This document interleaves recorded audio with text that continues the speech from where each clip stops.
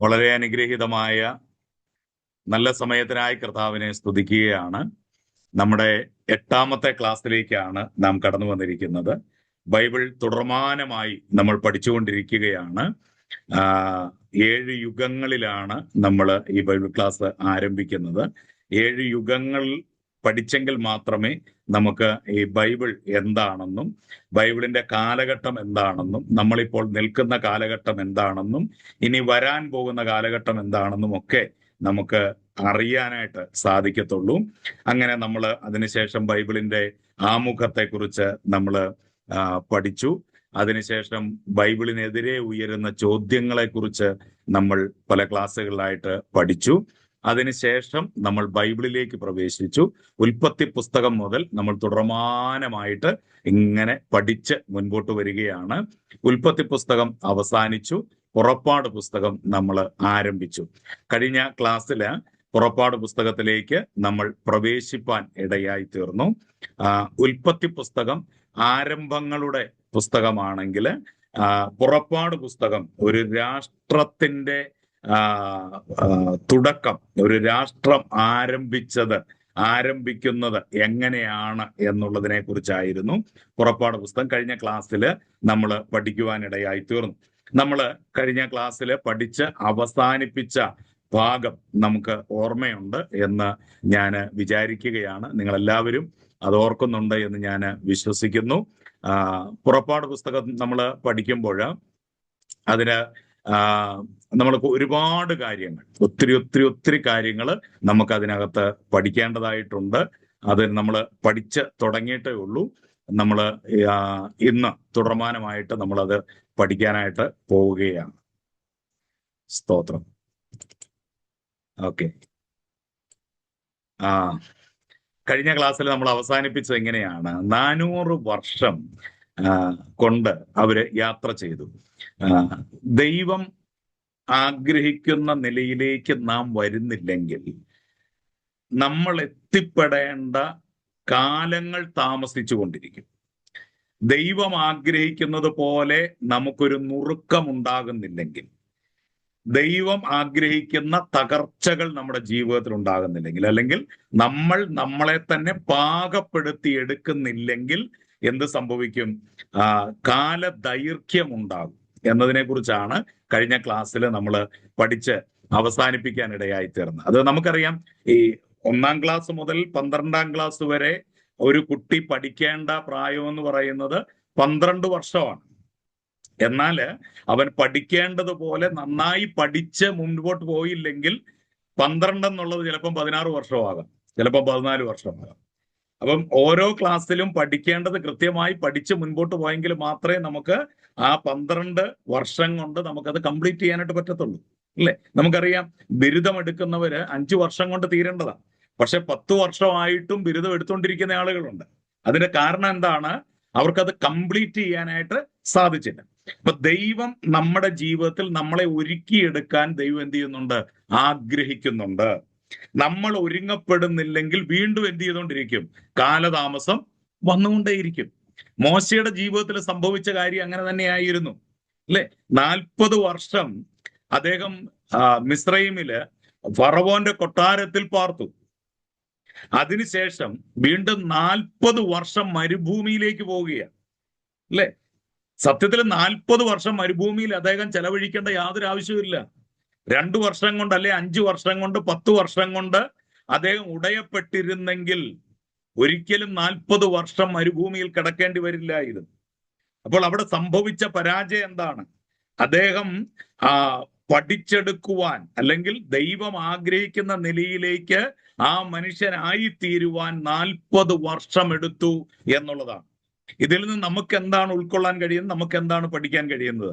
ദൈവം ആഗ്രഹിക്കുന്ന നിലയിലേക്ക് നമ്മൾ എന്ത് ചെയ്യുക? ആയിത്തീരുക. ഇല്ലെങ്കിൽ കാലതാമസങ്ങൾ ഉണ്ടാകും, വിടുതലുകൾക്ക് കാലതാമസം ഉണ്ടാകും. അല്ലെങ്കിൽ ദൈവം ആഗ്രഹിക്കുന്ന ഒരു നിലയിലേക്ക് നാം എത്തപ്പെടാനായിട്ട് കാലതാമസം ഉണ്ടാകും എന്നുള്ളതാണ് നമുക്കിതിൽ നിന്ന് മനസ്സിലാക്കാനായിട്ട് സാധിക്കുന്നത്. അങ്ങനെ ദൈവത്തിന് നമ്മുടെ ജീവിതത്തിൽ ഒരു പദ്ധതിയുണ്ട്. എന്നാൽ നമ്മൾ നുറുക്കപ്പെടുന്നില്ലെങ്കിൽ അതൊരിക്കലും നിറവേറ്റപ്പെടുകയില്ല. ദൈവം 10 വർഷത്തേക്കിടുന്ന പദ്ധതി 40 വർഷം നീണ്ടുപോകും. അതുകൊണ്ട് വേഗത്തിൽ ദൈവത്തിന്റെ ബലമുള്ള കൈക്കീഴിൽ താണിരിക്കുക എന്ന് വെച്ചാൽ ദൈവം നമ്മളെ കടത്തിവിടുന്ന സാഹചര്യങ്ങൾക്ക് നമ്മൾ കീഴടങ്ങുക എന്നാണ്. അല്ലെ? വിലാപങ്ങളുടെ പുസ്തകം 3-ാം അധ്യായം 27-ാം വാക്യത്തിൽ നമ്മൾ വായിക്കുന്നുണ്ട്, ബാല്യത്തിൽ നുകം ചുമക്കുന്നത് ഒരു പുരുഷന് നല്ലത്. അല്ലെ? ആ വാക്യം ശ്രദ്ധിച്ചോ? ബാല്യത്തിൽ നുകം ചുമക്കുന്നത് ഒരു പുരുഷന് നല്ലത് എന്ന് വെച്ചാൽ നമ്മൾ താഴ്ത്തപ്പെടുകയും നുറുക്കപ്പെടുകയും ചെയ്യുക എന്നുള്ളതാണ്. അല്ലെ? കഴിഞ്ഞ ഒരു ജനറേഷൻ നമുക്കറിയാം, ഒരുപാട് കഷ്ടതകളിലൂടെ കടന്നുപോയ ഒരു ജനറേഷനാണ്. പക്ഷെ ഇപ്പോൾ വന്ന ഒരു തലമുറയെ നോക്കൂ, അവർക്ക് ഒരു കഷ്ടതയില്ല. പണ്ട് കാലത്ത്, ഞാൻ കഴിഞ്ഞ ക്ലാസ്സിൽ ഓർപ്പിച്ചെന്ന് എനിക്ക് ഡൗട്ടുണ്ട്, പണ്ട് കാലത്ത് നമ്മൾ കപ്പയും പുഴുങ്ങി അല്ലെങ്കിൽ മരച്ചീനി പുഴുങ്ങി ആ കൂട്ടത്തിൽ എന്തായിരുന്നു നമ്മുടെ കറി? നമ്മുടെ കറി കാന്താരിമുളകായിരുന്നു. കാന്താരിമുളക് ഉടച്ചതായിരുന്നു, അല്ലെങ്കിൽ പച്ചമുളക് ഉടച്ചതായിരുന്നു, അല്ലെങ്കിൽ മുളക് പൊടി ചാലിച്ചതായിരുന്നു, അല്ലെങ്കിൽ ഉണക്കമീൻ ചുട്ടതായിരുന്നു. ഇതൊക്കെയായിരുന്നു പണ്ടത്തെ നമ്മുടെ കറി. ഇന്നത്തെ ജനറേഷന് അങ്ങനെ ഒന്ന് കൊടുത്തു നോക്കൂ, അവര് കഴിക്കില്ല. അവർക്കത് ഇഷ്ടം, അവർക്ക് കപ്പ തന്നെ ഇഷ്ടമല്ല. അല്ലെ? അവർക്ക് കുഴിമന്തിയോ അൽഫാമോ ഫ്രൈഡ് ചിക്കനോ ഒക്കെയാണ് അവര്.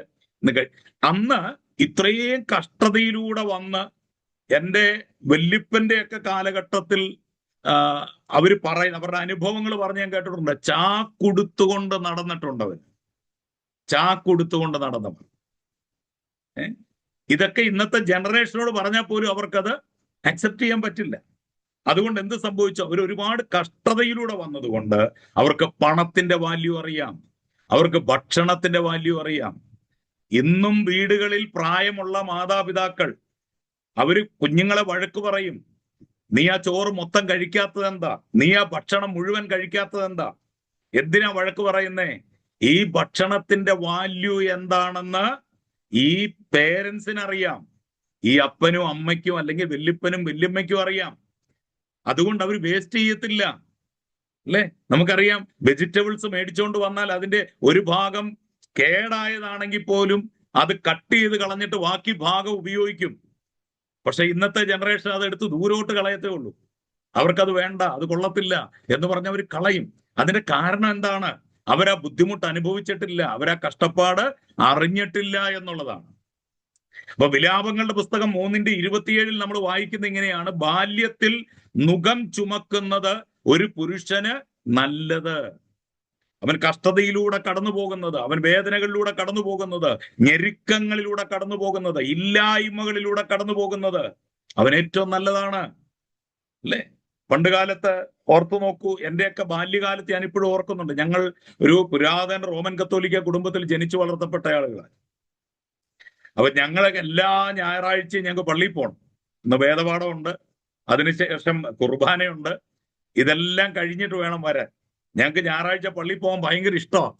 അതിന്റെ കാരണം എന്നാന്ന് ചോദിച്ചാൽ, പള്ളിയിലെ ആരാധനയോ വേദപാഠമോ അല്ല കാര്യം.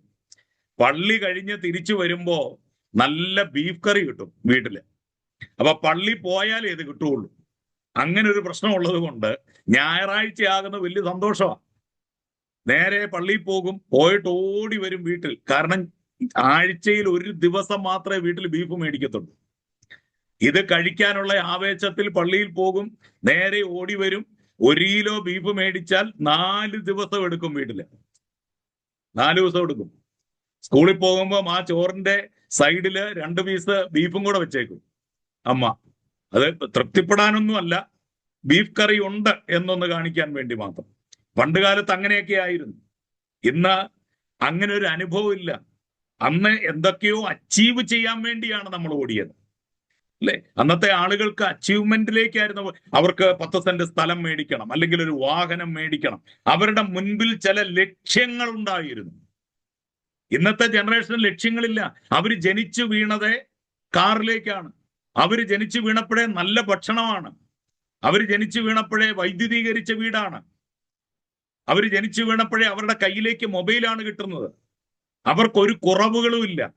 അവർക്ക് എല്ലാ കുറവുകളും പരിഹരിക്കപ്പെട്ടാണ് ഒരു കുട്ടി ജനിക്കുന്നത് തന്നെ. അങ്ങനെ വരുന്നത് കൊണ്ടാണ് അവര് പുതിയ പുതിയ കാര്യങ്ങൾ തേടിപ്പോകുന്നത്. മയക്കുമരുന്നുകള്, അഡിക്ഷൻസ്, ഇതിലേക്കൊക്കെ പോകുന്നത് അതുകൊണ്ടാണ്. പണ്ട് കാലത്തെ ആളുകളെക്കാൾ കൂടുതൽ ഇന്നത്തെ ജനറേഷൻ ഇങ്ങനെയുള്ള കാര്യങ്ങളിൽ പെട്ടുപോകുന്നതിന്റെ കാര്യം എന്താണ്? അവർക്ക് അച്ചീവ് ചെയ്യാനൊന്നുമില്ല. 18 വയസ്സ് തികഞ്ഞു, ലൈസൻസ് എടുത്തു, അപ്പോഴേ അപ്പനോട് പറയും എനിക്ക് ബൈക്ക് വേണം, എനിക്ക് ബൈക്ക് കിട്ടിയേ പറ്റുള്ളൂ. ഉടനെ അപ്പൻ ലോൺ എടുത്തു, കഷ്ടപ്പെട്ടു ഒരു ബൈക്ക് എടുത്തു കൊടുക്കുന്നു. ഇവൻ അതുമായിട്ട് ഇവനൊരു അച്ചീവ്മെന്റ് ഇല്ല, ഇവൻ കഷ്ടപ്പെടുന്നില്ല, ഇവൻ അധ്വാനിക്കുന്നില്ല. അതുകൊണ്ട് എന്ത് സംഭവിക്കുന്നു? ഇതിനൊന്നും ഇവന് വാല്യൂ ഇല്ല. ഇന്നത്തെ ജനറേഷൻ വന്നുപോയൊരു പരാജയ. എന്നാൽ ബൈബിൾ പഠിപ്പിക്കുന്നത് ബാല്യത്തിൽ നുകം ചുമക്കുന്നത് ഒരു പുരുഷന് നല്ലത്. ബാല്യത്തിൽ ഇച്ചിരി കഷ്ടതയിലൂടെ വന്നവര്, ഞെരുക്കങ്ങളിലൂടെ വന്നവര്, അവരുടെ ജീവിതത്തിൽ എല്ലാത്തിനും അവർ വാല്യൂ നൽകും. ദൈവത്തിന്റെ വചനം പഠിപ്പിക്കുന്ന ഒരു കാര്യമാണ്. നമ്മൾ ചെറുപ്പമായിരിക്കുമ്പോൾ തന്നെ നമ്മൾ നുറുക്കപ്പെടാൻ ദൈവത്തെ അനുവദിക്കുക എന്നുള്ളതാണ്. നമ്മുടെ ജീവിതത്തിൽ അനുവദിക്കുന്ന സാഹചര്യങ്ങൾക്കെതിരെ പോരാടാതിരിക്കുക. അങ്ങനെ ചെയ്താൽ അത് നിങ്ങളെ സംബന്ധിച്ച ദൈവ പദ്ധതിയെ മന്ദഗതിയിലാക്കും. അതായത് ദൈവം അനുവദിക്കുന്ന പ്രതിസന്ധികളിലൂടെ കയറി ഇറങ്ങി തന്നെ നമ്മൾ മുൻപോട്ട് വരണം. എങ്കിൽ മാത്രമേ നമ്മൾ ബോൾഡ് ആകത്തുള്ളൂ. ഇല്ലെങ്കിൽ എന്താ പ്രശ്നം? ദൈവത്തിന്റെ പദ്ധതി മന്ദഗതിയിലായി പോകും. അല്ലെ? നമ്മുടെ വേദ പാണ്ഡിത്യമോ സംഗീതത്തിലെ കഴിവോ പണത്തിന്റെ ശക്തിയോ ഒന്നും ദൈവിക ശുശ്രൂഷയ്ക്ക് ഉതകുകയില്ല. നമ്മൾ ഇഷ്ടം പോലെ പൈസ ഉള്ളവരാണ്, നമ്മൾ ഭയങ്കര പാണ്ഡിത്യമുള്ളവരാണ്, BTHും BDയും MDയും PhDയും ഡോക്ടറേറ്റും എല്ലാം എടുത്തവരാണ്. ഒരു കാര്യമില്ല, ഒരു കാര്യമില്ല. എൻ്റെ കൂടെ പഠിച്ച ഒരുപാട് ആളുകളുണ്ട്. അവർ വീണ്ടും പഠിച്ച് PhD എടുത്തു, ഡോക്ടറേറ്റ് എടുത്തു, അവരിങ്ങനെ പഠിച്ച് മുമ്പോട്ട് പോവുക. പക്ഷെ ഇന്ന് വരെ കർത്താവിന് വേണ്ടി ഒരു കാര്യം ചെയ്യാൻ അവർക്ക് സാധിച്ചിട്ടില്ല എന്നുള്ളതാണ്. ഞാൻ പറഞ്ഞ പഠിക്കുന്നത് തെറ്റാണെന്നല്ല, പക്ഷെ പാണ്ഡിത്യം കൊണ്ട് ദൈവവേലയിൽ പ്രയോജനപ്പെടില്ല എന്നാണ് പറഞ്ഞത്. അപ്പം വേദ പാണ്ഡിത്യമോ പാട്ടുപാടാനുള്ള കഴിവോ ധനത്തിന്റെ ശക്തിയോ ഇതൊന്നും ദൈവിക ശുശ്രൂഷയ്ക്ക് നമുക്ക് ഉതകുകയില്ല. നുറുക്കം തന്നെയാണ് ഒഴിച്ചുകൂടാൻ പാടില്ലാത്ത കാര്യം. നമ്മൾ തകർക്കപ്പെടുക എന്നുള്ളതാണ്. തകർക്കപ്പെടാത്ത ഒരാളെ ദൈവത്തിന് ഉപയോഗിക്കാൻ സാധിക്കില്ല. നമ്മൾ കഴിഞ്ഞ ക്ലാസ്സുകളിൽ പഠിച്ചു, യാക്കോബ് അവൻ നുറുക്കപ്പെട്ടപ്പോഴാണ് അവൻ ഇസ്രായേലായി മാറിയത്. അതുവരെയും അവൻ ഉപായിയായി, ചതിയനായി, കള്ളത്തരം കാണിക്കുന്നവനായി അവൻ തുടർന്നെങ്കിൽ അവൻ എവിടെ നുറുക്കപ്പെട്ടോ അവിടെ അവൻ ഇസ്രായേലായി മാറുവാനിടയായി തീർന്നു. നോക്കൂ പ്രിയമുള്ളവരെ, മോശ ഒരു നേതാവും പ്രവാചകനുമായത് അവൻ നുറുങ്ങപ്പെട്ടതുകൊണ്ടാണ്. 40 വർഷത്തെ അവന്റെ മരുഭൂമി ജീവിതം മോശയെ നന്നായി ദൈവം നുറുക്കുകയായി. ആ നുറുങ്ങപ്പെടലാണ് നമ്മൾ കഴിഞ്ഞ ക്ലാസ്സുകളിലൊക്കെ ഡീറ്റെയിൽ ആയിട്ട് പഠിച്ചുകൊണ്ട് ഞാനത് വീണ്ടും വിശദീകരിക്കുന്നില്ല. അപ്പം ഇദ്ദേഹം നുറുക്കപ്പെടാനായിട്ട് ദൈവം ഏതൊക്കെ മേഖലകളിലൂടെ കൊണ്ടുപോയി ഓർത്തെ. ഫറവോന്റെ പുത്രിയുടെ മകൻ എന്ന് വിളിക്കപ്പെട്ടപ്പോൾ അവൻ വാക്സാമർത്ഥ്യമുള്ളവനായിരുന്നു, ആയോധന കലകളിൽ അവൻ മിടുക്കനായിരുന്നു. ഇപ്പോൾ മോശയുടെ അവസ്ഥ എന്താ? ഇപ്പൊ മോശയുടെ അവസ്ഥ അവൻ വിക്കനായിരിക്കുന്നു, അവന് സംസാരിക്കാൻ കഴിവില്ല എന്നവൻ പറയുന്നു. 40 വർഷം ആടുകളോട് കൂടെയുള്ള ജീവിതം, മനുഷ്യനുമായിട്ടുള്ള സംസാരം തന്നെ അവൻ ഇല്ലാതായിപ്പോയി. എങ്ങനെ സംസാരിക്കണമെന്ന് അവൻ അറിയാൻ മേലാതായി ആയിപ്പോയി. നോക്കൂ, എന്തുമാത്രം അവസ്ഥകളിലൂടെ ദൈവം കയറ്റി വിട്ടാണ് മോശയെ ദൈവം നുറുക്കിയതെന്ന് നമുക്ക് അവിടെ കാണാനായിട്ട് ഇടയായിത്തീരും. അങ്ങനെ 1-ാം അധ്യായം അവസാനിക്കുന്നു. പുറപ്പാട് 2-ാം അധ്യായത്തിലേക്ക് നമ്മൾ പ്രവേശിക്കുക. ഇസ്രായേല്യരെ മിസ്രയീമിൽ നിന്ന് വിടുവിക്കാൻ മോശ പുറപ്പെടുന്നതായി നമ്മളിവിടെ വായിക്കുക.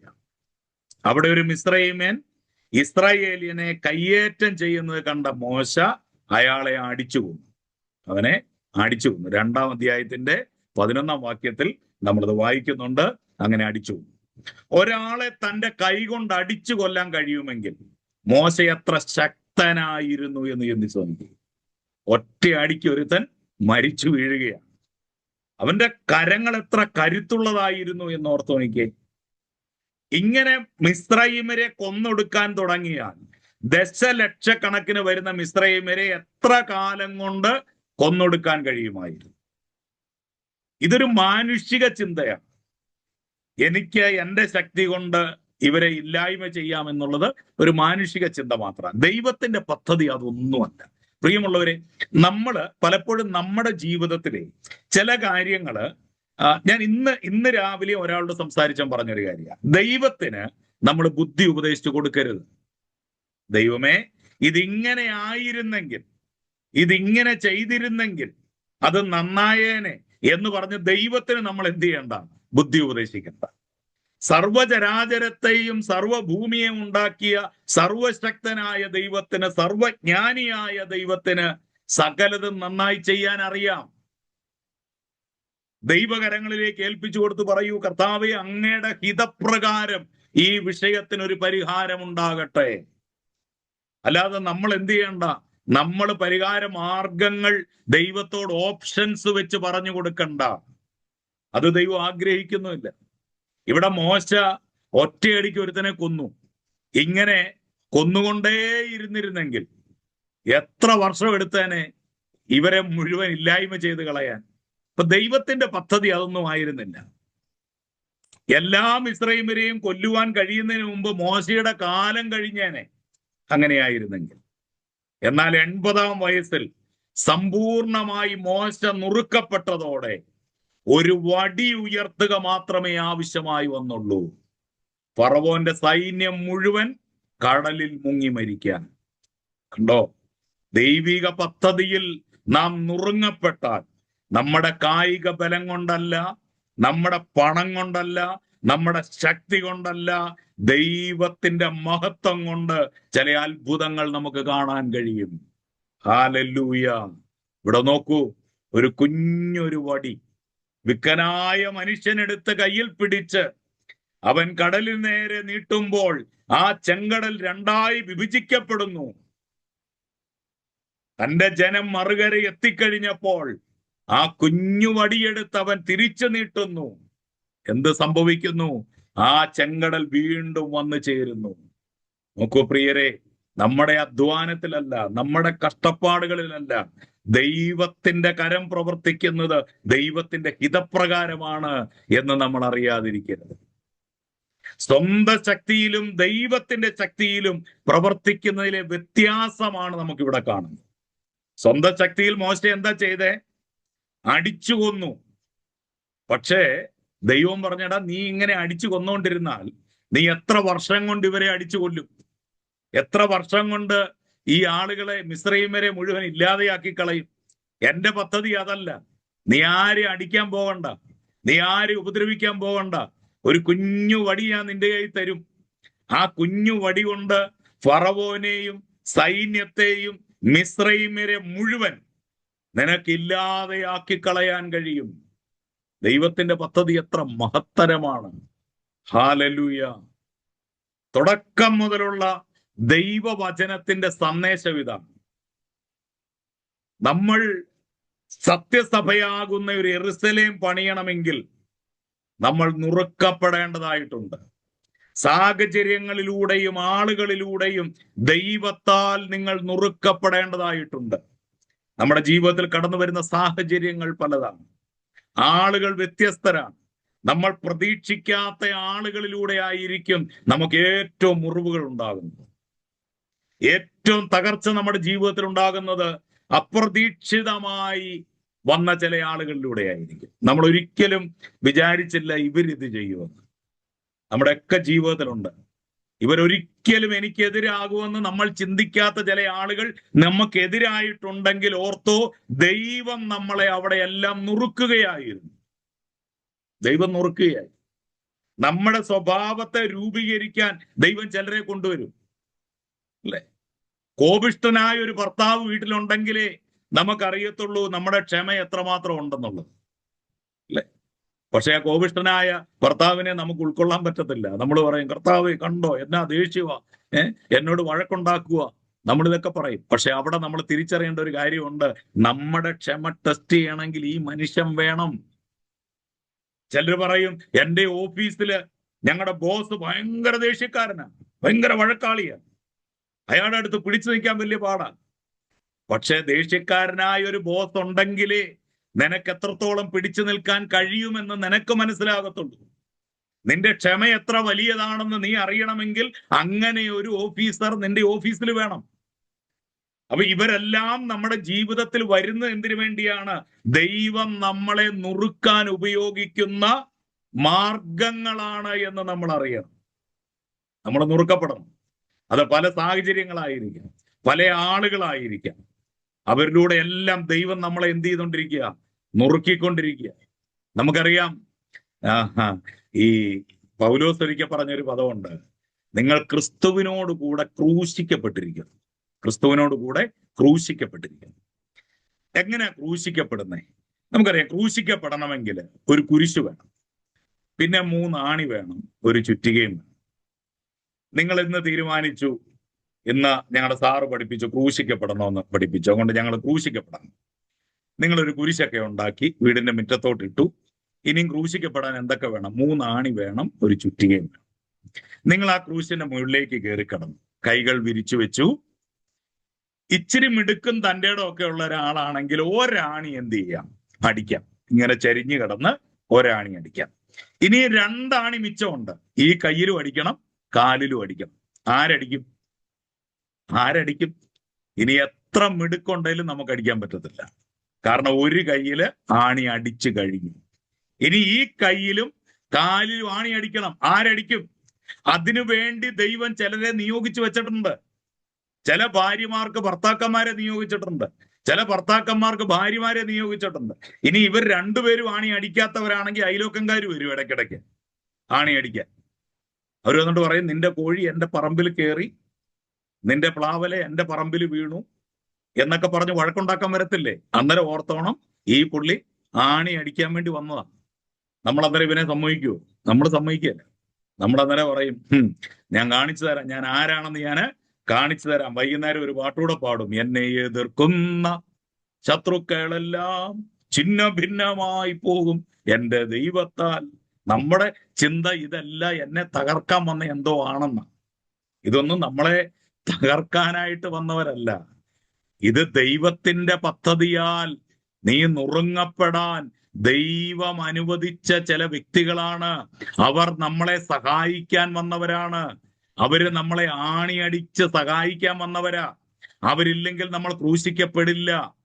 അവരില്ലെങ്കിൽ ഒരിക്കലും നമുക്ക്, സ്തോത്രം, ക്രിസ്തുവിനോടുകൂടെ ക്രൂശിക്കപ്പെടാൻ നമുക്ക് സാധിക്കില്ല. അപ്പൊ നമ്മൾ നുറുങ്ങപ്പെടണമെന്ന് ദൈവം ആഗ്രഹിക്കുന്നു. ഇങ്ങനെയുള്ള സമയങ്ങളിൽ ചില സാഹചര്യങ്ങൾ, ചില ആളുകൾ, ഇവരൊക്കെ നമ്മളെ നുറുക്കാനായിട്ട് വരുമ്പോൾ നമ്മൾ കൂടുതൽ മത്സരം കാണിക്കാതെ അതിൽ നിലനിൽക്കുമെങ്കിൽ ദൈവത്തിന്റെ പ്രവൃത്തി ദൈവത്തിന് വേഗത്തിൽ ചെയ്യാൻ കഴിയും. ഒന്ന് ശാന്തമായിട്ടിരുന്നേ, ഒന്ന് ക്ഷമയോടെ ഇരുന്നേ. അവർ വഴക്കുണ്ടാക്കുമ്പോൾ ഒരക്ഷരം പോലും തിരിച്ചു പറയാതെ ഒന്ന് ഇരുന്ന് നോക്കിക്കേ. നമുക്ക് നമ്മളോട് തന്നെ ഒരു അഭിമാനം തോന്നും, അല്ലെ? പ്രതികരിക്കുന്ന എല്ലാ മനുഷ്യരും ചെയ്യുന്നു, എന്നാൽ പ്രതികരിക്കാതിരിക്കുക എന്നുള്ളതാണ് നമ്മുടെ ഏറ്റവും വലിയ ഗുണവിശേഷം. സംസാരിക്കുക എന്ന് പറയുന്ന എല്ലാവരും ചെയ്യുന്ന കാര്യമാണ്, പക്ഷെ മൗനമായിരിക്കുക എന്നുള്ളതാണ് നമുക്ക് ചെയ്യാൻ പറ്റുന്ന ഏറ്റവും വലിയ കാര്യം. അതുകൊണ്ട് ചില മേഖലകളിൽ ദൈവം നമ്മളെ നുറുക്കുവാൻ വേണ്ടി ചില കാര്യങ്ങൾ ചെയ്യും. അത് ചില സാഹചര്യങ്ങളായിരിക്കാം, ചില വ്യക്തികളായിരിക്കാം. അതിലൂടെ നമ്മൾ കടന്നുപോയാൽ വേഗത്തിൽ ദൈവത്തിന്റെ പദ്ധതി നടക്കും. ഇല്ലെങ്കിൽ വീണ്ടും വീണ്ടും നമ്മൾ എന്ത് ചെയ്തുകൊണ്ടിരിക്കും? വർഷങ്ങളോളം കാത്തുകൊണ്ടിരിക്കും. നമ്മൾ പ്രാർത്ഥിച്ച വിഷയങ്ങൾക്ക് വേണ്ടി വീണ്ടും പ്രാർത്ഥിച്ചുകൊണ്ടിരിക്കും. 20 വർഷമായി പ്രാർത്ഥിക്കുന്ന വിഷയത്തിന് വേണ്ടി 21ാമത്തെ വർഷവും പ്രാർത്ഥിക്കും. പക്ഷെ നാം നുറങ്ങപ്പെട്ടു എന്ന് ദൈവത്തിന് തോന്നുന്ന ആ സമയത്ത് ദൈവത്തിന്റെ അത്ഭുതം നമുക്ക് കാണാൻ കഴിയും. ഹല്ലേലൂയ. നാം കൂടുതൽ നുറുക്കപ്പെടുന്നതിലൂടെ ദൈവം നമ്മെ മറ്റുള്ളവർക്ക് അധികം അനുഗ്രഹമാക്കി തീർക്കും. 17ാം അധ്യായത്തിലേക്ക് വരുമ്പോ അവിടെ പാറയെ അടിക്കുമ്പോൾ മാത്രമാണ് വെള്ളം പുറത്തു വരുന്നത്. പാറയെ അടിക്കുമ്പോഴാണ് വെള്ളം പുറപ്പെടുന്നത്. പാറയെ അടിക്കുന്നില്ലെങ്കിൽ വെള്ളം പുറപ്പെടത്തില്ല. യേശുവിന്റെ കാൽക്കൽ ഒരു സ്ത്രീ കൊണ്ടുവച്ച സ്വച്ഛ ജഡമാംസി തൈലം, അതിന്റെ ഭരണി പൊട്ടിച്ചപ്പോഴാണ് വീട് മുഴുവൻ സൗരഭ്യം നിറഞ്ഞത്. ഭരണി പൊട്ടിക്കും മുമ്പ് ആർക്കും അതിന്റെ സൗരഭ്യം നുകരാനായിട്ട് കഴിഞ്ഞില്ല. യേശു അപ്പമെടുത്ത് സ്തോത്രം ചെയ്തപ്പോൾ ഒന്നും സംഭവിച്ചില്ല. എന്നാൽ അത് നുറുക്കിയപ്പോൾ 5000 പേർ തൃപ്തരായി. നുറുക്കപ്പെടുമ്പോഴാണ് വർധന ഉണ്ടാകുന്നത്, നുറുക്കപ്പെടുമ്പോഴാണ് തൃപ്തി ഉണ്ടാകുന്നത്. ഹല്ലേലൂയ. ഈ ദൃഷ്ടാന്തങ്ങളിലേക്ക് സന്ദേശം എന്താണ്? നുറുക്കമാണ് അനുഗ്രഹത്തിനുള്ള വഴി. ഒരു അണുവിനെ വിഘടിപ്പിക്കുമ്പോൾ എത്ര വലിയ ശക്തിയാണ് പുറത്തേക്ക് വരുന്നത്. വലിയ ഒരു നഗരത്തിന് ആവശ്യമായ വൈദ്യുതി അതിൽ നിന്ന് പ്രവഹിക്കും. ഒരു മൈക്രോസ്കോപ്പിലൂടെ പോലും നമ്മുടെ കണ്ണുകൾക്ക് കാണാൻ കഴിയാത്ത ഒരു ചെറിയ അണുവിന്റെ വിഘടനത്തിൽ പുറത്തു വരുന്ന ഊർജത്തെക്കുറിച്ച് നിങ്ങൾ സങ്കല്പിച്ചു നോക്കൂ. പ്രകൃതിയിലും വേദപുസ്തകത്തിലും ദൈവം വെച്ചിരിക്കുന്ന സന്ദേശം ഇതാണ്. ദൈവിക ശക്തി പുറപ്പെടുന്നത് നുറുക്കത്തിലൂടെയാണ്. ഈ സന്ദേശം നമ്മുടെ ജീവിതത്തെ ഒന്ന് പിടിക്കണം. ഞാൻ നുറുങ്ങപ്പെടുന്നത്, ഞാൻ തകർക്കപ്പെടുന്നത്, എൻ്റെ ജീവിതത്തിൽ പ്രതിസന്ധികൾ വരുന്നത്, ഇത് വെറുതെ അല്ല. ദൈവം എന്നെ ഒരുക്കിയെടുക്കുകയാണ്. ദൈവത്തിന്റെ കൃത്യനിർവഹണത്തിന് വേണ്ടി ദൈവം എന്നെ എന്ത് ചെയ്തുകൊണ്ടിരിക്കുക? ഒരുക്കിയെടുത്തുകൊണ്ടിരിക്കുകയാണ് എന്ന് നമ്മൾ വിശ്വസിക്കണം. പലരും പറയും, കർത്താവേ ഒന്ന് മാറുമ്പോൾ വേറൊന്ന് പോലെ, അത് മാറുമ്പോൾ വേറൊന്ന്. ജീവിതത്തിൽ എന്നും പ്രശ്നങ്ങളാണ് അല്ലെ? പലരും പറയുന്നത് ഞാൻ കണ്ടിട്ടുണ്ട്. എന്നെ പോലെ പ്രശ്നമുള്ള ഒരാൾ ഞാൻ മാത്രമേ കാണത്തുള്ളൂ. എപ്പോഴും പ്രശ്നം. ഒന്ന് തീരുമ്പോൾ വേറൊന്ന്, അത് തീരുമ്പോൾ വേറൊന്ന്, അത് തീരും. എന്തുകൊണ്ടാണ് ഈ പ്രശ്നങ്ങൾ മാറിപ്പോകാത്തെ? നമ്മൾ ഒരുക്കപ്പെടുന്നില്ല എന്നുള്ളതാണ്. നമ്മൾ ഒരുക്കപ്പെട്ട് കഴിഞ്ഞാൽ ഈ പ്രശ്നങ്ങളൊക്കെ മാറിപ്പോകും. മോശയെ ദൈവം ഒരുക്കിയെടുക്കാൻ 40 വർഷമാണ് കാത്തിരുന്നത്. 40 വർഷം. ഇനി മുമ്പോട്ട് വരുമ്പോൾ നമ്മൾ പഠിക്കുന്നുണ്ട്, ഈ ഇസ്രായേൽ ജനം, മിസ്രൈമിൽ നിന്ന് പുറപ്പെട്ടു വന്ന ഇസ്രായേൽ ജനം ചുരുങ്ങിയ ദിവസം കൊണ്ട് കനാനിൽ എത്തേണ്ട പുള്ളികളെ 40 വർഷം ഇതുങ്ങൾ കറങ്ങി. അതിന്റെ മാപ്പ് എനിക്ക് ഇതിനകത്ത് കാണിച്ചു തരാൻ പറ്റത്തില്ലാത്തതുകൊണ്ടാണ്. അതിന്റെ മാപ്പ് ഒന്ന് കാണണം. ഇസ്രായേൽ ജനം യാത്ര ചെയ്തതിന്റെ മാപ്പ്. ഒരു നേർരേഖ ഇങ്ങനെ വന്നിട്ട് അവിടുന്ന് താഴേക്ക് വന്നിട്ട് വീണ്ടും മേളിലേക്ക് പോയി മുമ്പ് വന്ന ആ നേർരേഖയുടെ അടുത്തൂടെ വന്നിട്ടാണ് വീണ്ടും ഇവര് പോകുന്നത്. സത്യത്തിൽ ഇത്രയും കറങ്ങേണ്ട കാര്യമില്ല. ആ നേർരേഖയിൽ അങ്ങ് യാത്ര ചെയ്താൽ മതിയായിരുന്നു. പക്ഷെ അവിടുന്ന് വീണ്ടും ഒരു പിരിവ് ദൈവം കൊടുത്തത് എന്തിനാണെന്നറിയാമോ? യവന്മാർ ഇപ്പോഴും പഠിച്ചിട്ടില്ല. ഇവരിപ്പോഴും ദൈവത്തിന്റെ പദ്ധതിയിലേക്ക് വന്നിട്ടില്ല. അതുകൊണ്ട് അവരെ എന്ത് ചെയ്യുക? വീണ്ടും ദൈവം ചുറ്റിച്ച് നടത്തുക. ഈ മരുഭൂമിയിൽ വെച്ചെങ്കിലും നിങ്ങൾ എന്നെ ഒന്ന് അറിയുക. അതാണ് ദൈവം അവരോട് പറയുന്നത്. പക്ഷെ അവരതിന് തയ്യാറാകുന്നില്ല എന്നുള്ളതാണ്. ഓക്കെ, മോശയിലൂടെ ദൈവം ജനത്തിനൊരു വാഗ്ദാനം നൽകി. ഇസ്രായേൽ മൂപ്പന്മാരോടും നേതാക്കന്മാരോടും നൽകിയ വാഗ്ദാനം ഇങ്ങനെയായിരുന്നു: ഞാൻ നിങ്ങളെ മിസ്രൈമ്യരുടെ ദേശത്ത് നിന്ന് പുറപ്പെടുവിച്ച് കനാന്യരുടെ ദേശത്തേക്ക് കൊണ്ടുപോകും. 3-ാം അധ്യായം 17-ാം വാക്യത്തിൽ ദൈവം പറയുകയാണ്, ഞാൻ നിങ്ങളെ മിസ്രൈമിൽ നിന്ന് പുറപ്പെടുവിച്ച് കനാന്യരുടെ ദേശത്തേക്ക് ഞാൻ നിങ്ങളെ കൊണ്ടുപോകും. ഇതിൽ ആദ്യ വാഗ്ദാനം മാത്രമേ നിറവേറിയുള്ളൂ. രണ്ടാമത്തെ വാഗ്ദാനം നിറവേറാത്തതിന്റെ കാരണം വാസ്തവത്തിൽ ഇത് കേട്ട മൂപ്പന്മാരാണ്. 2 കാര്യങ്ങളാ ദൈവം പറഞ്ഞു. 1, മിസ്രൈമിൽ നിന്ന് വിടുവിക്കും. 2, കനാൻ നാട്ടിലെത്തിക്കും. ഇതിലൊരു വാഗ്ദത്ത നിവർത്തി മാത്രമേ അവർ പ്രാപിച്ചുള്ളൂ. ഏതാ? മിസ്രൈമിൽ നിന്ന് പുറപ്പെട്ടു വന്നു, പക്ഷെ കനാനിൽ പ്രവേശിച്ചില്ല. എന്തുകൊണ്ടാണ് അവർക്കത് സാധിക്കാതെ പോയത്? ഇത് കേട്ടവരാരും കനാനിൽ പ്രവേശിച്ചില്ല. കാരണം കനാനിൽ പ്രവേശിക്കേണ്ട സമയം എത്തിയപ്പോൾ ആ മൂപ്പന്മാർ വിശ്വാസത്തിൽ പ്രതികരിച്ചില്ല. അതുകൊണ്ടാണ് അവർക്ക് കനാനിൽ പ്രവേശിക്കാൻ കഴിയാതെ പോയത്. അങ്ങനെ ഇവർക്ക് ലഭിച്ച ദൈവിക വാഗ്ദത്തം, 2 വാഗ്ദത്തങ്ങളാണ് ഇവർക്ക് ലഭിച്ചത്. അതിലൊന്ന്, മിസ്രൈമിൽ നിന്ന് ഇവരെ ദൈവം പുറപ്പെടുവിക്കുമെന്നും, രണ്ടാമതായിട്ട് ഇവരെ കനാനിൽ പ്രവേശിപ്പിക്കുമെന്നുമായിരുന്നു ദൈവത്തിന്റെ 2 വാഗ്ദത്തങ്ങൾ. എന്നാൽ അതിലൊന്നേ ഇവരുടെ മേൽ നിവർത്തിക്കാൻ ദൈവത്തിന് സാധിച്ചുള്ളൂ, മറ്റൊന്ന് സാധിച്ചില്ല. അതിന്റെ കാരണം എന്തായിരുന്നു? അതിന്റെ കാരണം, ഇവര് കേട്ട വാഗ്ദത്തത്തെ വിശ്വാസത്തോടെ പ്രതികരിച്ചില്ല എന്നുള്ളതാണ്. അവർക്ക് വിശ്വാസമില്ലായിരുന്നു. ആ വാഗ്ദത്തത്തില് ഇവർക്ക് വിശ്വാസമില്ലായിരുന്നു. വിശ്വാസത്തോടെ വാഗ്ദത്തങ്ങളോട് നമ്മൾ പ്രതികരിച്ചില്ലെങ്കിൽ നമ്മൾ ഒരിക്കലും വാഗ്ദത്തങ്ങൾ പ്രാപിക്കത്തില്ല. ഇത് ദൈവം നമ്മളെ പഠിപ്പിക്കുകയായിരുന്നു. കാരണം കനാൻ നാട് ഉറ്റുനോക്കുവാൻ പോയിട്ട് അവർ മടങ്ങി വന്നിട്ട് പറയുന്ന ഒരു വാക്കുണ്ട്, ഞങ്ങൾ അവിടെ അനാഖ്യമല്ലന്മാരെ കണ്ടു. നമ്മൾ ഒരിക്കലും ആ ദേശം എന്ത് ചെയ്യത്തില്ല, കൈവശമാക്കുകയില്ല.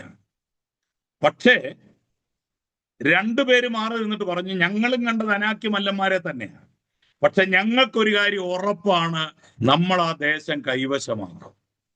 ഭൂരിപക്ഷം നടക്കില്ല എന്ന് പറയുമ്പോൾ ന്യൂനപക്ഷം പറയുകയാണ് അത് നടക്കും, നമ്മൾ ആ ദേശം കൈവശമാക്കും. എന്താ കാര്യം? അവർ വാഗ്ദത്തങ്ങൾ കേൾക്കുക മാത്രമല്ല, വാഗ്ദത്തത്തിൽ അവർ വിശ്വസിച്ചു എന്നുള്ളതാണ്. ആ വാഗ്ദത്തത്തെ വിശ്വസിക്കുന്നില്ലെങ്കിൽ ഒരിക്കലും ദൈവിക വാഗ്ദത്തം നമുക്ക് പ്രാപിക്കാൻ കഴിയുകയില്ല. ഇതൊരു വൈദ്യുതി സ്വിച്ച് പോലെയാണ്. അതായത് നമ്മുടെ വീടുകളിലുള്ള സ്വിച്ച് ഉണ്ടല്ലോ, ആ സ്വിച്ച് പോലെയാണ്. ഒരു സ്വിച്ചിൽ അടുത്ത് നിൽക്കുന്ന രണ്ട് വയറുകൾ തമ്മിൽ ബന്ധമുണ്ടാക്കുകയാണ്, അല്ലെ?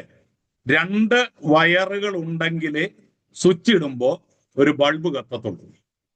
ഇതുപോലെയാണ് ഈ സ്വിച്ചിന്റെ അപ്പുറത്തും ഇപ്പുറത്തുമായിട്ട് രണ്ട് വയറുകൾ കണക്ട് ചെയ്യുന്നു. സ്വിച്ച് ഇടുമ്പോൾ ഈ കണക്ഷനിൽ നിന്ന് ആ സ്വിച്ചിന്റെ താഴത്തെ കണക്ഷനിലേക്ക് ബന്ധം ഉണ്ടാകുന്നു, ഒരു കണക്ഷൻ ഉണ്ടാകുന്നു. അങ്ങനെയാണ് ലൈറ്റ് കത്തുന്നത്, അന്നേരമാണ് ഫാന് ഓൺ ആകുന്നത്. അപ്പം ഈ സ്വിച്ച് ഇടാത്തിടത്തോളം കാലം ഇത് തമ്മിൽ ഒരു കണക്ഷൻ ഉണ്ടാകില്ല.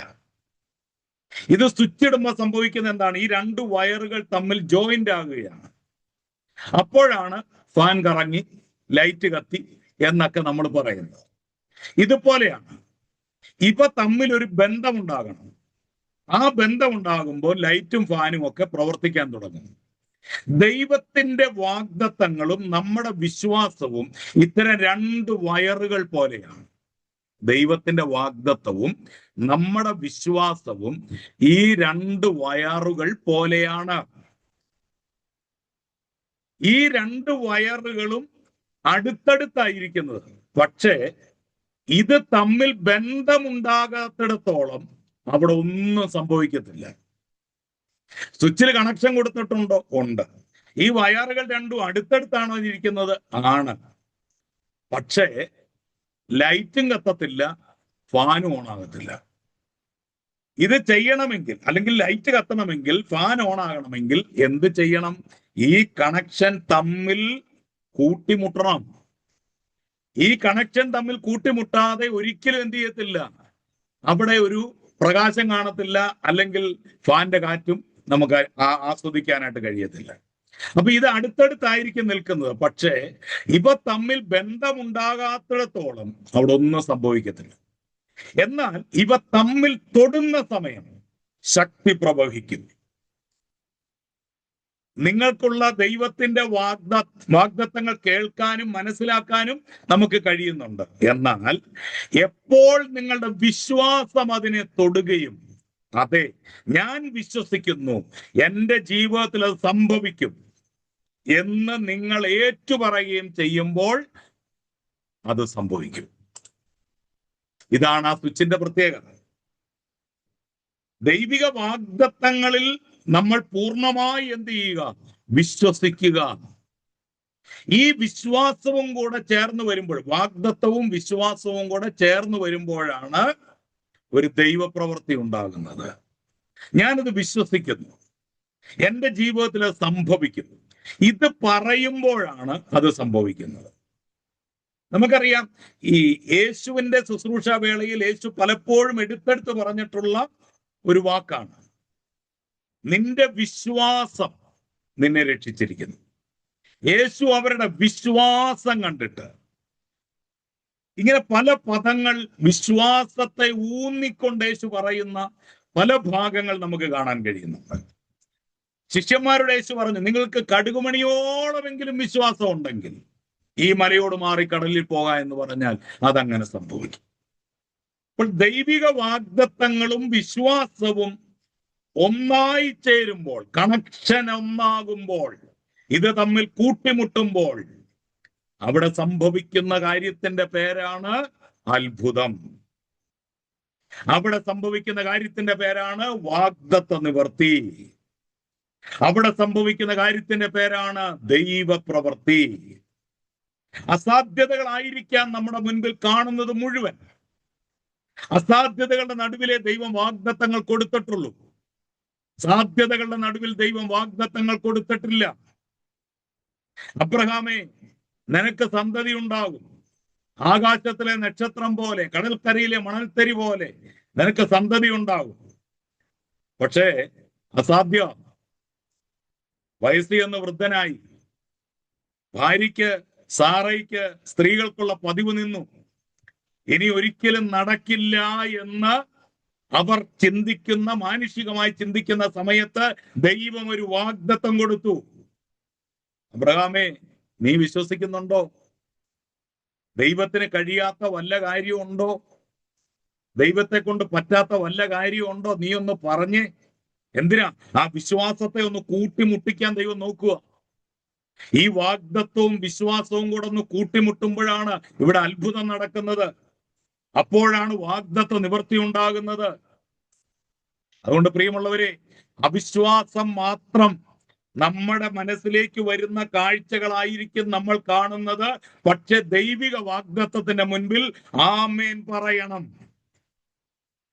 കർത്താവേ, ഞാനത് വിശ്വസിക്കുന്നു, അതെന്നിൽ സംഭവിക്കും, ഞാനത് വിശ്വസിക്കുന്നു. നമ്മളത് ഏറ്റുപറയണം. വെറുതെ ഇരിക്കുമ്പോ ദൈവം നമ്മളോടൊരു ദൂത് പറയുക, നിന്നെ ഞാൻ അമേരിക്കയ്ക്ക് വിടും. ഉടനെ നമ്മൾ ആദ്യം ചിന്തിക്കുന്നത് തന്നെ, പാസ്പോർട്ട് പോലും ഇല്ലാത്ത ഞാനാണ് അമേരിക്ക പോകുന്നത്. അങ്ങനെ ചിന്തിക്കരുത്. ആമേൻ, ഞാനത് ഏറ്റെടുക്കുന്നു. അതങ്ങ് ഏറ്റെടുക്കുക. നമ്മുടെ സാധ്യതകളെ നോക്കിയിട്ടാണ് ആ കാര്യത്തിൽ എനിക്ക് വിശ്വാസമുണ്ട് എന്ന് പറയുന്നത്. അസാധ്യതകളെ നോക്കിയിട്ട് പറയണം, ഞാനതിൽ വിശ്വസിക്കുന്നു.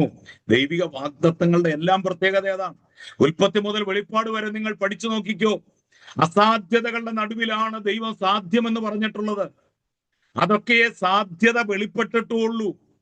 അതുകൊണ്ട് ദൈവത്തിന്റെ വാഗ്ദത്വവും നമ്മുടെ വിശ്വാസവും തമ്മിൽ കൂടിച്ചേരുമ്പോൾ അവിടെ അത്ഭുതങ്ങൾ ഉണ്ടാകും. സ്തോത്രം. ഇനി നമ്മൾ 4-ാം അധ്യായത്തിലേക്ക് വരികയാണ്. 4-ാം അധ്യായം. 2-3 അധ്യായങ്ങളാണ് നമ്മൾ ഇതുവരെ പഠിച്ചത്. ഇനി 4-ാം അധ്യായത്തിലേക്ക് വരിക. ഇവിടെ മോശയെ ദൈവം വിളിക്കുന്നതായിട്ട് നമ്മൾ വായിക്കുന്നു. മോശയെ ധൈര്യപ്പെടുത്താനും ചില നല്ല പാഠങ്ങൾ അവനെ മനസ്സിലാക്കി കൊടുക്കാനുമായിട്ട് ദൈവം 3 അടയാളങ്ങൾ അവന് നൽകി. മോശയ്ക്ക് 3 അടയാളങ്ങൾ നൽകി. ഞാൻ പറയുന്നതൊന്നും അവർ വിശ്വസിക്കുകയില്ല എന്ന് മോശ ദൈവത്തോട് പറഞ്ഞപ്പോ ദൈവം അവനോട് ചോദിച്ചു, നിന്റെ കയ്യിൽ എന്താ ഉള്ളേ? നിന്റെ കയ്യിൽ എന്താ ഉള്ളേ? ഇവിടെ ശ്രദ്ധിക്കുക, ദൈവം എപ്പോഴും ആരംഭിക്കുന്നത് നമ്മുടെ കയ്യിലുള്ളത് കൊണ്ടാണ്. മോശ പറഞ്ഞു, അവരൊന്നും എന്നിൽ വിശ്വസിക്കത്തില്ല, ഞാൻ പറയുന്നൊന്നും അവര് കേൾക്കത്തില്ല. പക്ഷെ ദൈവം ചോദിച്ചു, നിന്റെ കയ്യിൽ എന്നാ ഉണ്ട്? ഈ പുള്ളി പറയുന്ന മുഴുവൻ ഇല്ലായ്മയാണ്.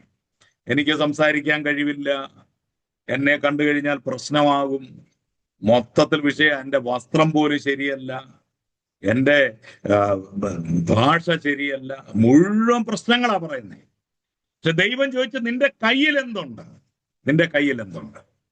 5 അപ്പം കൊണ്ട് 5000 പേരെ പോഷിപ്പിക്കുന്നതിന് മുമ്പ് യേശു ചോദിച്ച ഒരു കാര്യമുണ്ട്, നിങ്ങളുടെ പക്കൽ എന്തുണ്ട്? നിങ്ങളുടെ പക്കൽ എന്തുണ്ട്? അതെന്നാ, നിങ്ങളുടെ പക്കൽ ഒന്നും ഇല്ലെങ്കിൽ എനിക്കൊന്നും ചെയ്യാൻ പറ്റത്തില്ലെന്നാണോ അതിന്റെ അർത്ഥം? അല്ല, എനിക്ക് ചെയ്യാനൊക്കെ പറ്റും. ഈ 5 അപ്പവും 2 മീനും ഇല്ലെങ്കിലും ഇത്രയും പേർക്ക് ഭക്ഷണവും കൊടുത്ത് തൃപ്തിയാക്കി വിടാൻ എനിക്ക് കഴിയും. പക്ഷെ എനിക്ക് ഒരു കാര്യം അറിയണം, നിങ്ങളുടെ പക്കൽ എന്തുണ്ട്? നിങ്ങളുടെ കയ്യിൽ എന്തുണ്ട്? അത് നിങ്ങൾ സമർപ്പിക്കാൻ തയ്യാറാണോ? ഇത് ദൈവത്തിന് അറിയണം. ഇവിടെ മോശയോട് ദൈവം ചോദിക്കുക, നിന്റെ കയ്യിൽ എന്താ ഇരിക്കുന്നേ? ദൈവം എപ്പോഴും ആരംഭിക്കുന്നത് നമ്മുടെ കയ്യിൽ ഉള്ളത് കൊണ്ടാണ്. നമുക്കില്ലാത്തതൊക്കെ അന്വേഷിച്ചുകൊണ്ട് നാം ഓടി നടക്കേണ്ട കാര്യമില്ല. വിധവയോട് എലീശ ചോദിച്ചു, നിന്റെ വീട്ടിൽ എന്തുണ്ട്? നിന്റെ വീട്ടിൽ എന്തുണ്ട്? അവള് പറഞ്ഞു, ഒരു പാത്രം എണ്ണ. അവള് മറുപടി നൽകി, എന്തോ ആവാന്, ദേശം മുഴുവൻ ക്ഷാമത്തിൽ കിടക്കുന്നു. കേൾക്കുന്നില്ല? കേൾക്കാമോ? കേൾക്കാമല്ലോ? ഓക്കെ, കേൾക്കാം. ഓക്കെ. എനിക്ക് തോന്നുന്നത് നെറ്റ് ഇടയ്ക്ക് കട്ടാവുന്നുണ്ടെന്ന് തോന്നുന്നു, അതുകൊണ്ടായിരിക്കും. ഓക്കെ, എനിക്ക് പക്ഷെ ഇവിടെ പ്രശ്നം കാണിക്കുന്നില്ല. ചിലപ്പോൾ നിങ്ങളുടെ നെറ്റിന്റെ പ്രശ്നമായിരിക്കും. എനിവേ, എന്തായാലും കേൾക്കാമല്ലോ, ഇപ്പൊ കേൾക്കാമല്ലോ? Okay okay okay okay. Lydia sister കേൾക്കാമോ? ലുദിയ സിസ്റ്റർ കേൾക്കാമോ? കേൾക്കാം. എന്റെ മൈക്ക് ഒന്ന് ഓഫ് ആക്കിയേക്കോ പാസ്റ്റർ, എന്റെ ഫോൺ എന്തോ കംപ്ലൈന്റ് ഉണ്ട്. No problem. Okay okay.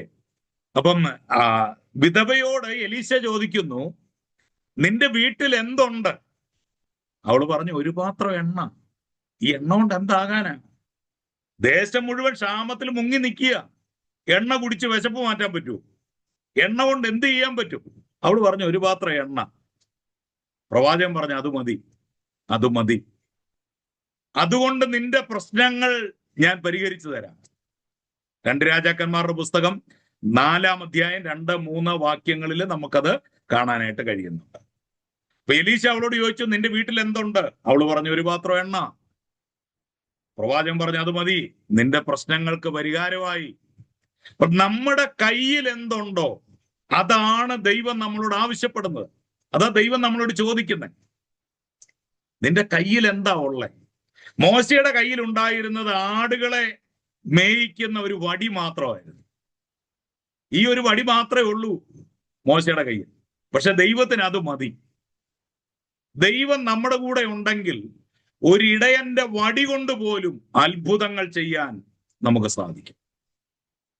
ഒരു വിലയുമില്ല എന്ന് നമുക്ക് തോന്നുന്ന ചെറിയ ചെറിയ കാര്യങ്ങളായിരിക്കാം ദൈവം പ്രയോജനപ്പെടുത്തുന്നത്. ഓക്കെ, ദൈവം മോശയോട് ആദ്യ അടയാളമായിട്ട് വടി താഴെയിടാൻ കൽപ്പിച്ചു. ഈ വടി നീ എന്ത് ചെയ്യുക? താഴെയിടുക. അതൊരു സർപ്പമായി തീർന്നു. മോശ അതിനെ കണ്ടിട്ട് ഓടിപ്പോയി. 3-ാം വാക്യത്തില് നമ്മളത് വായിക്കുന്നുണ്ട്. മോശ അത് കണ്ടിട്ട് ഓടിപ്പോയി.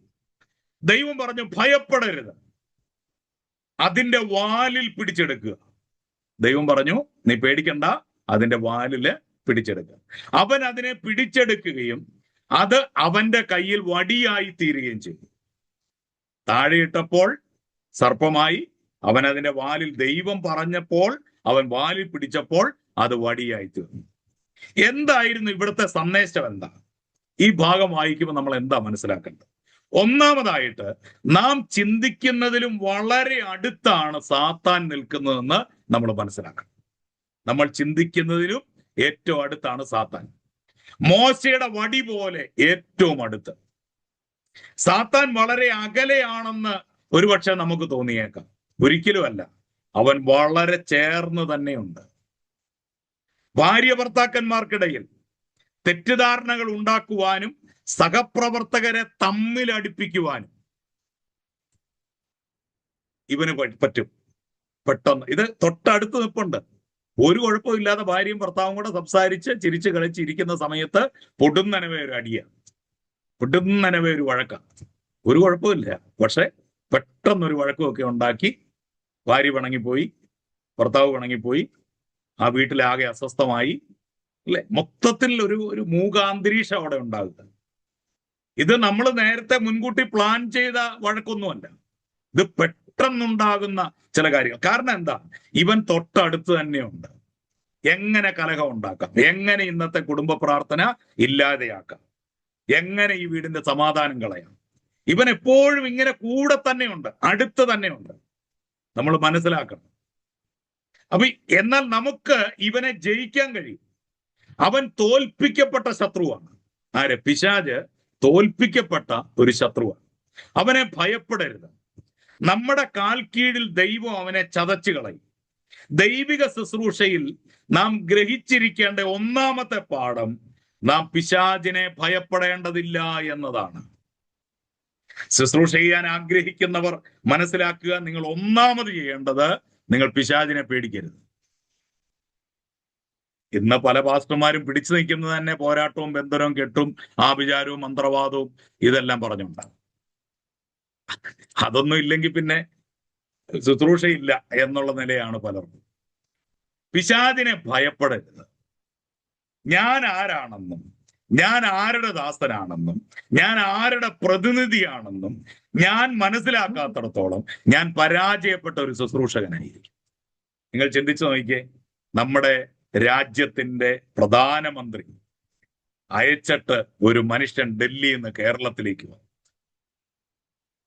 നമ്മുടെ രാജ്യത്തിന്റെ, ഒരു കുഞ്ഞു രാജ്യത്തിന്റെ കാര്യമാണ് പറയുന്നത്, ആ രാജ്യത്തിന്റെ പ്രധാനമന്ത്രി അയച്ചിട്ട് ഒരു സ്റ്റേറ്റായ കേരളത്തിലേക്ക് ഒരു പ്രതിനിധി വരികയാണ്. അദ്ദേഹത്തിന്റെ പ്രതിനിധി വരികയാണ്.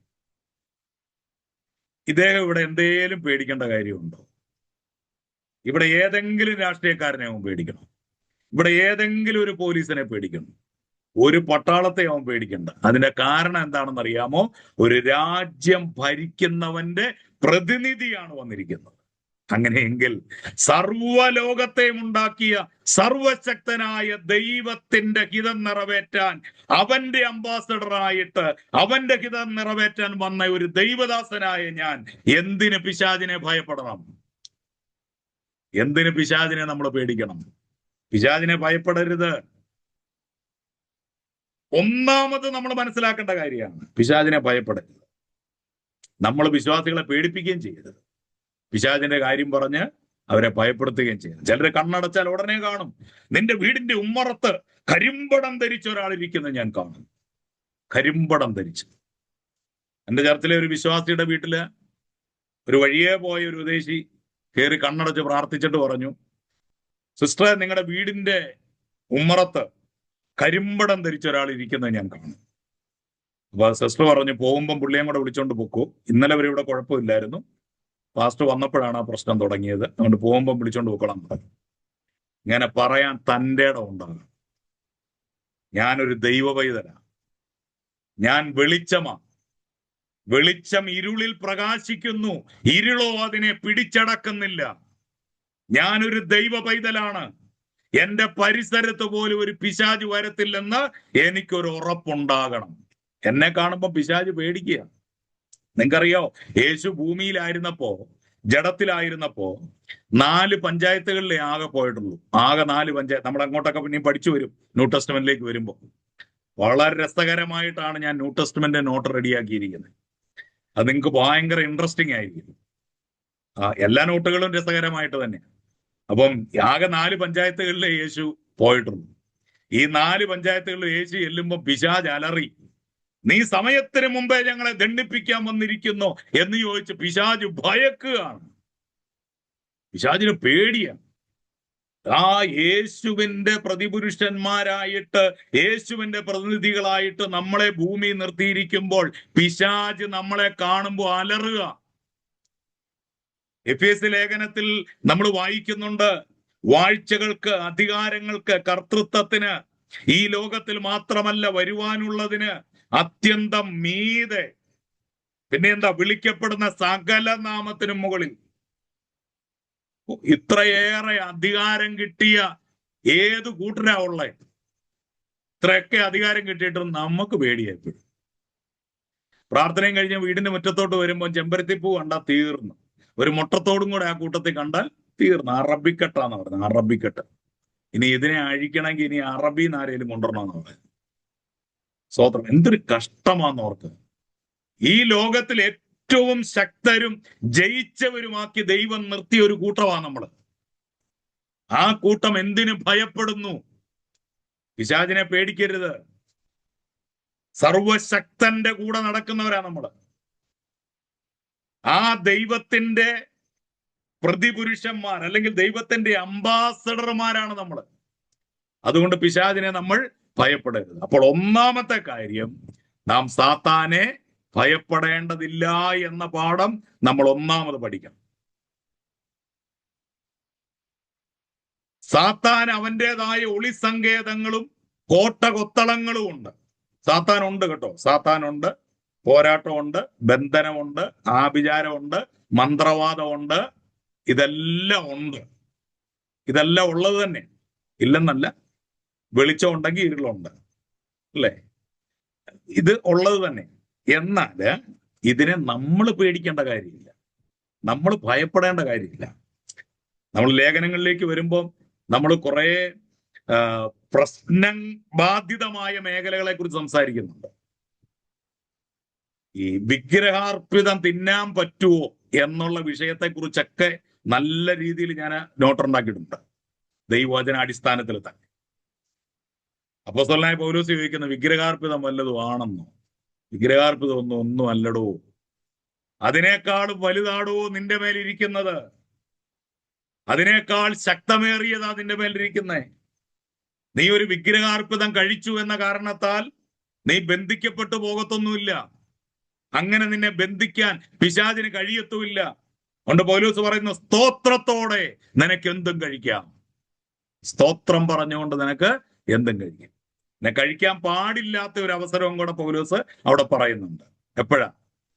നീ ക്ഷേത്രത്തിൽ പോയിരുന്ന് വിഗ്രഹാർപ്പിതം കഴിക്കുമ്പോ മറ്റൊരാള് നിന്നോട് ചോദിക്കുകയാണ്, നീ ഒരു ദൈവ പൈതലായിരുന്നിട്ട് നീ ഇവിടെ വന്നിരുന്ന് ഭക്ഷണം കഴിക്കുന്നോ എന്ന് അവർ ചോദിക്കുമ്പോ അവന്റെ മനസാക്ഷി നിമിത്തം നിങ്ങൾ കഴിക്കരുത്. അല്ലാതെ പോരാട്ടം അടിക്കുമെന്ന പേടിയിലല്ല, മനസാക്ഷി നിമിത്തം. അതായത് അവന്റെ ഉള്ളിൽ ഒരു ക്വസ്റ്റ്യൻ ഉണ്ടാകും, ഇവൻ ഒരു ദൈവ പൈതലായിരിക്കെ ഇവൻ എന്തിന് ഇവിടെ വന്നിരുന്ന് ഭക്ഷണം കഴിക്കണം? ഇവൻ എന്തിന് ഈ സ്ഥലത്ത് വരണം?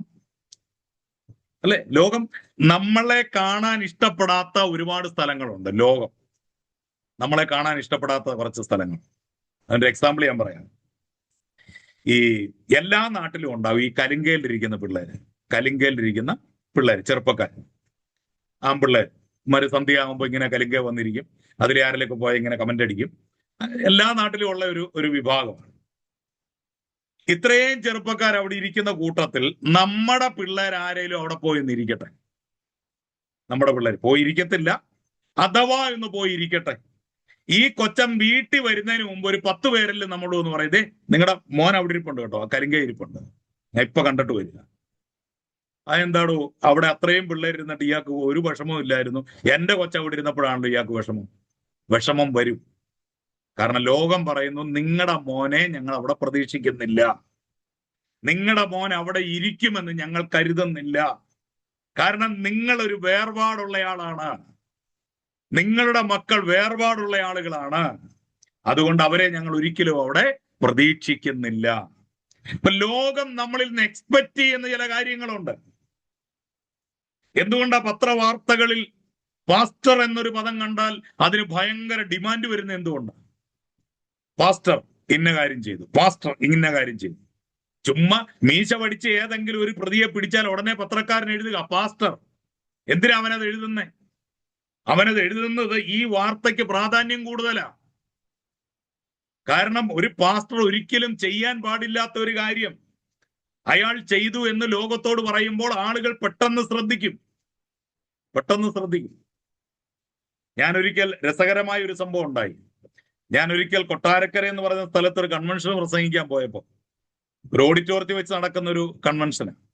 അപ്പൊ എന്റെ വണ്ടി ഇടാൻ അവിടെ സൗകര്യമില്ല, വന്ന വാഹനങ്ങൾ മുഴുവൻ പാർക്ക് ചെയ്തിരിക്കുന്നതുകൊണ്ട് സൗകര്യമില്ല. അപ്പൊ അവിടുത്തെ പാസ്റ്റർ എന്നോട് പറഞ്ഞു, പാസ്റ്ററെ അപ്പുറത്തെ വീട്ടിൽ നമ്മൾ പറഞ്ഞു വെച്ചിട്ടുണ്ട്, അവിടെ കാർ ഇടാൻ കുഴപ്പമില്ല എന്ന് പറഞ്ഞു. അപ്പൊ ഞാൻ അവിടെ കാർ ഇടാൻ വേണ്ടി പോയി. കാർ ഇട്ടിട്ട് കാറിൽ നിന്ന് ഇറങ്ങുമ്പോ ഇദ്ദേഹത്തിന് മനസ്സിലായി പ്രസംഗിക്കാൻ വന്ന പാസ്റ്റർ ആണെന്ന് മനസ്സിലായി. അയാൾ വേറൊരു വിഭാഗത്തിൽപ്പെട്ടവരാണ്. ഇദ്ദേഹം ഉടനെ അവിടെ കിടന്ന പത്രം ഇങ്ങനെ ഉയർത്തി പിടിച്ചിട്ട് വായിക്കുക, പാസ്റ്റർ പിടിയിൽ. ഉറക്ക വായിക്കുക, പാസ്റ്റർ പിടിയിൽ. അതൊരു പ്രത്യേക കാര്യമൊക്കെ താഴിട്ട് വായിക്കുക. ഇതെല്ലാം കഴിഞ്ഞ് ഞാൻ പ്രസംഗിക്കാൻ കയറിയപ്പോ ഞാൻ പ്രസംഗത്തിനിടയിൽ ഇങ്ങനെ പറഞ്ഞു, ഒരിക്കലും ഒരു പാസ്റ്റർക്ക് ക്രിമിനൽ ആകാൻ പറ്റത്തില്ല, ഒരു പാസ്റ്റർക്ക് ഒരു കള്ളനാകാൻ പറ്റില്ല, ഒരു പാസ്റ്റർക്ക് പിടിച്ചുപറിക്കാരനാകാൻ പറ്റത്തില്ല. പക്ഷേ ഒരു കള്ളന് പാസ്റ്ററാകാൻ പറ്റും, ഒരു പിടിച്ചുപറിക്കാരന് പാസ്റ്ററാകാൻ പറ്റും, ഒരു മോശം ജീവിതം നയിക്കുന്നവന് പാസ്റ്ററാകാൻ പറ്റും. നിങ്ങൾക്ക് എത്ര പേർക്ക് മനസ്സിലായെന്ന് എനിക്കറിയില്ല. ഒരു പാസ്റ്റർ ഒരിക്കലും കള്ളനാകില്ല, പക്ഷെ ഒരു കള്ളൻ പാസ്റ്ററാകും. കള്ളൻ പാസ്റ്റർ. ഞാനതിന്റെ എക്സാമ്പിളൂടെ പറഞ്ഞു. ഞാൻ ഒരിക്കല് എറണാകുളം YMCA ഒരു പവർ കോൺഫറൻസിന് പ്രസംഗിച്ചിട്ട് ഞാൻ നാഷണൽ ഹൈവേ വഴി വണ്ടി ഓടിച്ചു വരുമ്പോൾ പോലീസുകാർ കൈ കാണിച്ചു. നൈറ്റ് പെട്രോളിംഗ് ഉള്ളതാണ്, നാഷണൽ ഹൈവേയിൽ എപ്പോഴും ഉള്ളതാണ്, എന്നെ എപ്പോഴും കൈ കാണിക്കാറുള്ളതാണ്, എന്നെ നല്ല എല്ലാവരും കൈ കാണിക്കാറുള്ളതാണ്. ഞാൻ വാഹനം നിർത്തിയ ഉടനെ ഒരു പോലീസുകാരൻ വന്ന ഉടനെ അദ്ദേഹം ചോദിച്ചു എവിടെ പോയാ? ഞാൻ പറഞ്ഞു ഞാനൊരു പാസ്റ്ററാണ്, ഞാൻ ഇതുപോലെ പ്രസംഗിക്കാനായിട്ട് പോയതാണ്. അപ്പൊ ഈ പോലീസുകാരൻ പറഞ്ഞു എന്നാ പൊക്കോളം പറഞ്ഞു. പെട്ടെന്ന് SI ഓടി വന്നിട്ട് പറഞ്ഞു എന്താ എന്താ എവിടെ പോയതാ? അപ്പൊ ഞാൻ പറഞ്ഞു ഞാൻ ഒന്നുകൂടെ പറഞ്ഞു ഇതൊക്കെ തന്നെ. അപ്പം എന്താ പരിപാടി? ഞാൻ പറഞ്ഞു ഞാൻ പാസ്റ്ററാണ്. ഉടനെ പുള്ളി എന്നോട് പറയാ ഇന്നലെ 5 കിലോ കഞ്ചാവ് കടത്തിയവനും ഇത് തന്നെയാ പറഞ്ഞ. ഏതാ? പാസ്റ്ററാണ്. അവനും ക്ലീൻ ഷേവ് ചെയ്തിരിക്കുക, അവനും പറഞ്ഞ പാസ്റ്റർ. ഞാൻ ഉടനെ എന്റെ പേഴ്സിൽ ID കാർഡ് ഇരിപ്പുണ്ട്, ഞാൻ അതെടുത്ത് കാണിച്ചു. ഞാൻ പറഞ്ഞു ഞാൻ അങ്ങനത്തെ പാസ്റ്റർ അല്ല, ഞാൻ ഒറിജിനൽ പാസ്റ്ററാണെന്ന് പറഞ്ഞു. അപ്പൊ അദ്ദേഹം പറഞ്ഞു ശരി പൊക്കോളാൻ പറഞ്ഞു. ഇങ്ങനെ പോരുകയും ചെയ്തു. അപ്പൊ ഞാൻ പറഞ്ഞത് ഈ പാസ്റ്റർമാര് കള്ളക്കടത്ത് നടത്തില്ലെന്ന് പോലീസുകാർക്കറിയാം, പാസ്റ്റർമാര് മോഷ്ടിക്കത്തില്ലെന്ന് പോലീസുകാർക്കറിയാം. പക്ഷേ കള്ളന്മാർ ഇത് മനസ്സിലാക്കിയിട്ട് അവരെന്ത് ചെയ്തു? അവര് പാസ്റ്ററുടെ വേഷം കെട്ടി. അവര് വെള്ള ഷർട്ട് വിട്ട് ക്ലീൻ ഷേവിങ് ചെയ്താൽ പാസ്റ്ററായി. പിന്നെ കുറെ ആത്മീയ ഭാഷയും കൂടെ പഠിച്ചു വെച്ചാൽ അവൻ പാസ്റ്ററാ. അപ്പൊ ഒരിക്കലും ഒരു പാസ്റ്റർക്ക് കള്ളനാകാൻ പറ്റില്ല, ഒരു കള്ളന് പാസ്റ്ററാകാൻ പറ്റും. അതാണ് പല സ്ഥലങ്ങളിലും നടക്കുന്ന കാര്യം. അപ്പൊ നമ്മുടെ വിഷയത്തിലേക്ക് നമുക്ക് മടങ്ങി വരാം. അപ്പം സാത്താന് അവൻ്റെതായ ഒളിസങ്കേതങ്ങളും കോട്ടകൊത്തളങ്ങളും ഉണ്ട്. എന്നാൽ നാം അവരിൽ നിന്ന് ഓടിപ്പോവുകയില്ല, നാം പരീക്ഷകളിൽ നിന്ന് ഓടി മാറേണ്ടതായിട്ടുണ്ട്. ഇപ്പൊ പിശാചിൽ നിന്ന് നമുക്ക് ഓടി മാറാനൊന്നും പറ്റത്തില്ല, കാരണം നമ്മൾ എവിടെ ചെന്നാലും ഈ ആശാൻ ഉണ്ട് കൂടെ. ഈ മോശയുടെ കയ്യിലിരുന്ന വടി പോലെ മോശ അത് തറയിലിട്ടപ്പോൾ അത് പാമ്പായി മാറിയതുപോലെ ഇവൻ എപ്പോഴും നമ്മുടെ കൂടെയുണ്ട്. ഇവനെ വിട്ട് നമുക്ക് ഓടിപ്പോകാനൊന്നും പറ്റില്ല. പക്ഷേ ഇവൻ കൊണ്ടുവരുന്ന പരീക്ഷകളിൽ നിന്ന് നമുക്ക് എന്ത് ചെയ്യാൻ പറ്റും? ഓടി മാറാൻ പറ്റും. നമുക്കറിയാം നമ്മുടെ ജോസഫ് ചെയ്ത കാര്യം നമ്മൾ കഴിഞ്ഞ ക്ലാസ്സുകളിൽ പഠിച്ചു അല്ലെ? ഒരു പാപം തന്റെ മുൻപിൽ സകല സ്വാതന്ത്ര്യത്തോടെ നല്ല അവസരത്തോടെ തന്റെ മുൻപിൽ വന്നപ്പോ ജോസഫ് എന്ത് ചെയ്തു? ആ പാപത്തെ വിട്ട് ഓടി. ആ പാപത്തെ വിട്ട് ഓടി. അങ്ങനെ നമുക്ക് ഓടി രക്ഷപ്പെടാൻ കഴിയും. അല്ലാതെ പാപം എൻ്റെ അടുത്ത് പോലും വരരുത് എന്ന് പറയുന്ന വലിയ കാര്യമൊന്നുമില്ല. കഴിഞ്ഞ ദിവസം ഒരു പാസ്റ്ററുടെ മോന് വലിയ വീരവാദം അടിച്ച് എൻ്റെ അടുത്ത് വന്നിട്ട് പറയാം ഞാൻ ഇന്ന് വരെ മദ്യപിച്ചിട്ടില്ല. ഞാൻ പറഞ്ഞു നീ എങ്ങനെ മദ്യപിക്കുന്നത്? നീ ഒരു പാസ്റ്ററുടെ മകനാ, നീക്ക് എങ്ങനെ മദ്യപിക്കാൻ പറ്റും?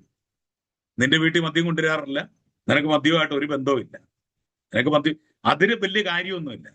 പക്ഷെ ഒരു മദ്യപാനിയുടെ കുടുംബത്തിൽ ജനിച്ചു വളർത്തപ്പെട്ട ചെറുക്കൻ വന്നിട്ട് പറയണം ഞാൻ ഇന്ന് വരെ മദ്യം കൈകൊണ്ട് തൊട്ടിട്ടില്ലെന്ന് പറയണം. പ്രതിസന്ധികളുടെ നടുവിൽ നിന്ന് ഞാൻ ജയിച്ചു കയറി എന്ന് പറയുന്ന വലിയ കാര്യം. അല്ലാതെ അവസരം കിട്ടാത്ത കൊണ്ട് ഞാൻ പാപം ചെയ്തില്ല എന്ന് പറയുന്ന വലിയ കാര്യമല്ല. അവസരം കിട്ടി, പക്ഷേ ഞാൻ അവിടെ പിടിച്ചു നിന്നു. എന്റെ കൂടെ ജോലി ചെയ്യുന്നവർ ഒരുമിച്ചിരുന്ന് മദ്യപിച്ചു, എന്നെ വിളിച്ചു മദ്യപിക്കാൻ, പക്ഷെ ഞാൻ അതിന് സമ്മതം കൊടുത്തില്ല, അല്ലെങ്കിൽ ഞാൻ അതിന് വശീകരിക്കപ്പെട്ടില്ല. ഇതാണ് വിശുദ്ധി. അതിന്റെ പേരാ വിശുദ്ധി. അല്ലാതെ അവസരമില്ലാഞ്ഞിട്ട് ഞാൻ പാപം ചെയ്തില്ല എന്ന് പറയുന്നതല്ല. അവസരം ഉണ്ടായിട്ടും ഞാൻ അതിൽ നിന്ന് രക്ഷപ്പെട്ടു എന്ന് പറയുന്നതാണ് യഥാർത്ഥ വിശുദ്ധി എന്ന് പറയുന്നത്. അപ്പം ദൈവത്തിന്റെ വചനത്തിൽ നമ്മൾ വായിക്കുന്നുണ്ട് നാം പരീക്ഷകളിൽ നിന്ന് നമ്മൾ ഓടി മാറുക. അങ്ങനെ നമ്മൾ ഓടി മാറിയാൽ സാത്താൻ നമ്മളെ വിട്ട് ഓടിപ്പോകും. ഇത് പരീക്ഷ എവിടെ വരുമെന്നും പറഞ്ഞുകൊണ്ട് തപ്പി നടക്കുമ്പോഴാണ് ഈ പ്രശ്നം വരുന്നത്. പിശാച് ഏത് നിമിഷവും നമ്മളെ ചതിക്കാം അല്ലെ? നമ്മൾ വായിക്കുന്നുണ്ട് പാപം നിന്റെ വാതിക്കൽ കിടക്കുന്നു, അതിന്റെ ആഗ്രഹം നിന്നോടാകുന്നു, നീയോ അതിനെ കീഴടക്കണം. അപ്പോൾ പാപം അമേരിക്കയിൽ ഇരിക്കുന്നതല്ല, പാപം ഇവിടെ നിന്റെ അടുത്ത് തന്നെയുണ്ട്, തൊട്ടടുത്ത് തന്നെയുണ്ട്. അതിനെ കീഴടക്കേണ്ട ഉത്തരവാദിത്തം ആർക്കാണ്? നിനക്ക് തന്നെയാണ്. ഇതാണ് ദൈവത്തിന്റെ വചനം നമ്മളെ പഠിപ്പിക്കുന്നത്. നമ്മെ ഭയപ്പെടുത്താനും പ്രലോഭിപ്പിക്കാനും അവൻ ഉപയോഗിക്കുന്നത് എന്തും യേശുവിന്റെ നാമത്തിൽ നമുക്കൊരു അധികാരത്തിന്റെ വടിയായി തീരും. പിശാച് നമ്മളെ ഭയപ്പെടുത്താൻ ഉപയോഗിക്കുന്നത് എന്തും നമുക്കൊരു അധികാരത്തിന്റെ വടിയായി തീരും. എപ്പോഴാ നമ്മളതിനെ ജയിച്ചു കയറുന്നു? ദൈവജനത്തെ മുൻപോട്ട് നയിക്കാൻ ദൈവദാസന്മാർ എന്ന നിലയിൽ നമുക്ക് ദൈവത്തിന്റെ അധികാരം ആവശ്യമാണ്. വേദപാണ്ഡിത്യമല്ല, ദൈവിക അധികാരമാണ് ഒന്നാമത് വേണ്ടത്. ഏത് സമയത്തും ബൈബിൾ ജ്ഞാനത്തെക്കാൾ അധികം ആത്മീയാധികാരം ആവശ്യമാണ്. അതായത് ബൈബിൾ ജ്ഞാനത്തെക്കാൾ കൂടുതൽ ആത്മീയ അധികാരം നമ്മുടെ മേൽ വേണം. ബൈബിൾ ജ്ഞാനം വേണ്ടെന്നല്ല, ബൈബിൾ ജ്ഞാനം വേണം. അതിനേക്കാൾ കൂടുതൽ നമ്മുടെ മേൽ വേണ്ടത് ഒരാത്മീക അധികാരമാണ്. അത് നാം മനസ്സിലാക്കണം.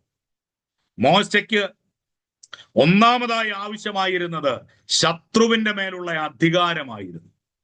സാത്താനായിരുന്നു തന്റെ ദാസനായ ഫറവോനിലൂടെ ഇസ്രായേൽ മക്കളെ അടിമയാക്കി വെച്ചിരുന്നത്. അവനെ ഭയം കൂടാതെ വാലിൽ പിടിച്ച് പൊക്കിയെടുക്കുക എന്നതായിരുന്നു മോശയുടെ ഒന്നാമത്തെ ദൗത്യം. നീ പേടിക്കരുത്, നീ ഭയപ്പെടരുത്. ഇതിനെ വാലിൽ പിടിച്ച് ഈ പാമ്പിനെ, സർപ്പത്തെ നീ പൊക്കിയെടുക്കുന്നത് പോലെ സിമ്പിളായി നിനക്ക് ഫറവോനെ കൈകാര്യം ചെയ്യാൻ കഴിയും എന്ന് ദൈവം അവനെ പഠിപ്പിക്കുകയായിരുന്നു. സാത്താൻ ഒരിക്കലും നമ്മളെ ഭയപ്പെടുത്താൻ പാടില്ല. ഈ സർപ്പത്തെ കാണുമ്പോൾ ആരായാലും ഒന്ന് ഭയപ്പെടും, ആരായാലും ഒന്ന് പേടിച്ചു പോകും.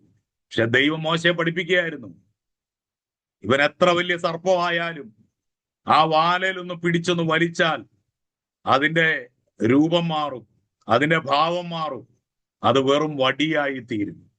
ദൈവം പഠിപ്പിക്കുകയായിരുന്നു. അപ്പോൾ ഒന്നാമത്തെ അടയാളം, മോശയുടെ കയ്യിലിരുന്ന വടി താഴെ ഇടുമ്പോൾ അത് സർപ്പമായി, അതിന്റെ വാലിൽ പിടിച്ചെടുത്തപ്പോൾ അത് വീണ്ടും വടിയായി മാറി. രണ്ടാമത്തെ അടയാളമായി അവന്റെ കൈ മാർവിടത്തിലിടാൻ ദൈവം മോശയോട് കൽപ്പിച്ചു. 6-ാമത്തെ വാക്യത്തില് നമ്മളത് കാണുന്നുണ്ട്. നിന്റെ കൈ എന്ത് ചെയ്യുക? മാർവിടത്തിലിടാൻ ദൈവം മോശയോട് കൽപ്പിച്ചു. മോശ അങ്ങനെ ചെയ്തപ്പോൾ തന്റെ കയ്യിൽ കുഷ്ഠം ബാധിച്ചിരിക്കുന്നത് കണ്ടു. രണ്ടാമതായി ദൈവദാസന്മാരെന്ന നിലയിൽ നാം മനസ്സിലാക്കിയിരിക്കേണ്ട കാര്യം, നമ്മുടെ ജഡത്തിൽ ഒരു നന്മയും വസിക്കുന്നില്ല എന്നുള്ളതാണ്. നമ്മുടെ ജഡത്തിൽ ഒരു നന്മയും വസിക്കുന്നില്ല. റോമാലേഖനം 7-ാം അധ്യായം 18-ാം വാക്യത്തിൽ നമ്മൾ ആ വാക്യം വായിക്കുന്നുണ്ട്. റോമർ 7:18. നമ്മുടെ ജഡത്തിൽ ഒരു നന്മയും എന്ത് ചെയ്യുന്നില്ല? വസിക്കുന്നില്ല. സ്വാർത്ഥതയും ദുഷ്ടതയും നമ്മുടെ ജഡത്തിൽ എങ്ങും നിറഞ്ഞിരിക്കുകയാണ്. നമ്മൾ മനുഷ്യരാണ്, നമ്മൾ സ്വാർത്ഥര. നമുക്ക് ദുഷ്ടതയൊക്കെ വരും, ചില സമയങ്ങളിൽ നമുക്ക് ദുഷ്ടതയൊക്കെ വരും, അല്ലേ? കഴിഞ്ഞ ഇടയ്ക്ക് ഒരു ബ്രദർ എന്നോട് പറഞ്ഞു, കുറേ വർഷങ്ങളായിട്ട് എനിക്ക് പരിചയമുള്ള ഒരു ബ്രദറാണ്. പുള്ളിക്കാരൻ എന്നോട് പറഞ്ഞു, പാസ്റ്ററെ പോലൊരു മനുഷ്യനെ ഞാൻ കണ്ടിട്ടില്ല. പാസ്റ്ററുടെ കൂടെ ഞാൻ എത്രയോ വർഷങ്ങളായിട്ട് നടന്നു, പാസ്റ്ററുടെ കൂടെ ഞാൻ എത്രയോ മീറ്റിങ്ങുകളിൽ വന്നു, പാസ്റ്ററെ പോലൊരു നല്ല മനുഷ്യനെ. ഞാൻ പറഞ്ഞു, മോനെ നീ ശ്രദ്ധിച്ചോ, ഞാനൊരു മനുഷ്യനാണ്, ഞാൻ ജഡത്തിൽ ജീവിക്കുന്ന ഒരു മനുഷ്യനാണ്. എപ്പോൾ വേണമെങ്കിലും എൻ്റെ മാനുഷികത ഉയർന്നു വരാം. അതുകൊണ്ട് നീ എന്നെ വിശുദ്ധനായിട്ടൊന്നും കാണണ്ട, നീ എന്നെ ദൈവതുല്യമായിട്ടൊന്നും കാണണ്ട. കാരണം ഞാനൊരു മനുഷ്യനാണ്, വെറും മാനുഷികതയുള്ള ഒരു മനുഷ്യനാണ്. അപ്പൊ ഈ ജഡത്തിൽ എങ്ങും നിറഞ്ഞിരിക്കുന്ന എന്താ? സ്വാർത്ഥതയും ദുഷ്ടതയും. മനുഷ്യന്റെ ജഡത്തിൽ അതാണ് നിറഞ്ഞിരിക്കുന്നത്. എപ്പോ വേണമെങ്കിലും ഉയർന്നു വരാൻ സാധ്യതയുണ്ട്. അങ്ങനെ എനിക്ക് ഉയർന്നു വന്നാൽ നിന്റെ വിശ്വാസവും കൂടെ ചിലപ്പോൾ നിനക്ക് നഷ്ടപ്പെട്ടു പോകും. അതുകൊണ്ട് മനുഷ്യനെ മനുഷ്യനായി മാത്രം കാണുക, മനുഷ്യനെ ദൈവമായി കാണരുത്, മനുഷ്യനെ വിശുദ്ധനായും കാണരുത്. മനുഷ്യൻ കേവലം മനുഷ്യൻ മാത്രമാ. അതെത്ര ഉയർന്ന പാസ്റ്റർ ആയാലും, അതെത്ര വലിയ മിടുക്കനായ ശുശ്രൂഷകനായാലും, മനുഷ്യനെ മനുഷ്യനായി മാത്രമേ നമ്മൾ കാണാവൂ. അപ്പൊ ഇവിടെ ദൈവത്തിന്റെ വചനം നമ്മൾ പഠിക്കുന്നത്, നമ്മുടെ ജഡത്തിൽ ഒരു നന്മയും എന്ത് ചെയ്യുന്നില്ല? വസിക്കുന്നില്ല. പൗലോസ് പറയുന്ന വാക്കായത് റോമാലേഖനത്തില്. അപ്പൊ നമ്മുടെ ജഡത്തിൽ സ്വാർത്ഥതയും ദുഷ്ടതയും എല്ലാം നിറഞ്ഞിരിക്കുക. നമ്മുടെ കുഷ്ഠം, അതായത് ദൈവം മോശയെ പഠിപ്പിച്ചത് എന്താണ്? നിന്റെ കൈ നിന്റെ മാർവിടത്തിലേക്ക് ഇട്ട് നോക്കുക, നിന്നിലുള്ള കുഷ്ഠത്തെക്കുറിച്ച് വെളിച്ചം തരാൻ ദൈവത്തോടൊന്ന് അപേക്ഷിച്ചാൽ മതി. ഇത് നമ്മളോടുള്ള ദൂത. നമ്മുടെ കൈ നമ്മുടെ മാർവിടത്തിലേക്കിട്ട്, കർത്താവേ, എൻ്റെ മേലുള്ള കുഷ്ഠത്തെക്കുറിച്ചുള്ള വെളിച്ചം എനിക്ക് നീ ഒന്ന് തരണേ എന്ന് ദൈവത്തോടൊന്ന് അപേക്ഷിച്ചേ. ഹല്ലേലൂയ. അപ്പോ വെളിപ്പെട്ട് വരും. വേറൊരാൾ വന്ന് പറയണ്ട, നമുക്ക് തന്നെ അറിയാം നമ്മളിലുള്ള കുഷ്ഠങ്ങൾ ഏതൊക്കെയാണ്, നമ്മളിലുള്ള പ്രശ്നങ്ങൾ എന്തൊക്കെയാണെന്ന്. അത് നമുക്ക് തന്നെ അറിയാം. അത് നമ്മൾ തന്നെ ക്രമീകരിക്കപ്പെടേണ്ട മേഖലകൾ. നമുക്ക് ചെയ്യാൻ കഴിയാത്ത ഒരു പാപവും ആരും ചെയ്യുന്നില്ല ഈ ലോകത്തിൽ. എല്ലാവരും ചെയ്യുന്ന പാപവും നമുക്ക് ചെയ്യാൻ പറ്റുന്ന പാപങ്ങൾ തന്നെയാണ്. അല്ലാതെ അത് പ്രത്യേക ഒരു വിഭാഗത്തിന് വേണ്ടി മാറ്റി വെച്ചിരിക്കുന്ന ഒന്നുമല്ല. ഇന്ന വിഭാഗം പാപം ചെയ്യുന്നു, ഇന്ന വിഭാഗം പാപം ചെയ്യാൻ പറ്റില്ല, അങ്ങനൊന്നുമില്ല. ഈ ലോകത്തിലെ എല്ലാ മനുഷ്യനും പാപം ചെയ്യാൻ പറ്റും. ഒരു കൃത്യം അതേ നിലയിൽ നാം ചെയ്തിട്ടുണ്ടെങ്കിൽ അത് ദൈവത്തിന്റെ കരുണ കൊണ്ടും പരീക്ഷയുടെ സമ്മർദ്ദം അതേ നിലയിൽ നാം അനുഭവിക്കാത്തത് കൊണ്ടുമാണ്. മറ്റൊരാൾ ചെയ്ത തെറ്റ് നമ്മൾ ചെയ്യാതിരുന്നതിന്റെ കാരണം അതാണ്. നമ്മുടെ സഹജീവികളായ മനുഷ്യരെക്കാൾ ഒട്ടും തന്നെ നാം സവിശേഷതയുള്ളവരല്ല. അവരെ പോലെ തന്നെ നമ്മളും ജഡത്തിൽ വസിക്കുന്നവരാണ്. ചുറ്റിലുമുള്ള മനുഷ്യരെക്കാൾ നിങ്ങൾ വിശേഷപ്പെട്ടവനാണെന്ന് ചിന്തിക്കുന്നുവെങ്കിൽ ഒരു ദൈവ പൈതൽ എന്ന അവസ്ഥയ്ക്ക് നിങ്ങൾ തികച്ചും അയോഗ്യരാണ്. അവൻ ചെയ്യുന്ന പാപം എനിക്കും ചെയ്യാം. അവൻ കള്ളു കുടിക്കുന്നുണ്ടെങ്കിൽ എനിക്കും കള്ളു കുടിക്കാം. അവൻ സ്മോക്ക് ചെയ്യുന്നുണ്ടെങ്കിൽ എനിക്ക് സ്മോക്ക് ചെയ്യാം. അവൻ വ്യഭിചാരം ചെയ്യുന്നുണ്ടെങ്കിൽ എനിക്കും വ്യഭിചാരം ചെയ്യാൻ സാധിക്കും. പക്ഷെ ഇതൊന്നും ഞാൻ ചെയ്യാത്തത് എന്തുകൊണ്ടാണ്? അവിടെയാണ് നമ്മുടെ വ്യത്യസ്തത. അല്ലാതെ ഇതൊക്കെ നമ്മൾ ചെയ്യാൻ വരുന്ന ഉടനെ ദൈവം വന്നിട്ട് ബിജു ഡൊമിനിക് നീ അത് ചെയ്യരുത് അങ്ങനൊന്നും പറയത്തൊന്നുമില്ല. അവൻ ചെയ്യുന്ന പാവം എനിക്കും ചെയ്യാൻ പറ്റുന്നതാണ്. അവൻ ചെയ്യുന്ന തെറ്റുകൾ എനിക്കും ചെയ്യാൻ പറ്റുന്ന. പക്ഷേ ഞാനത് എന്തുകൊണ്ട് ചെയ്യുന്നില്ല? അവനിൽ നിന്ന് വ്യത്യസ്തനായ ഒരുവനാണ് ഞാനൊരു ദൈവ പൈതലാണ് എന്നെനിക്ക് ബോധ്യമുള്ളത് കൊണ്ടാണ്. Praise the Lord.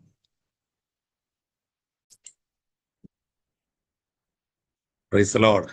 അങ്ങനെ രണ്ടാമത്തെ അടയാളം നമ്മൾ കണ്ടു.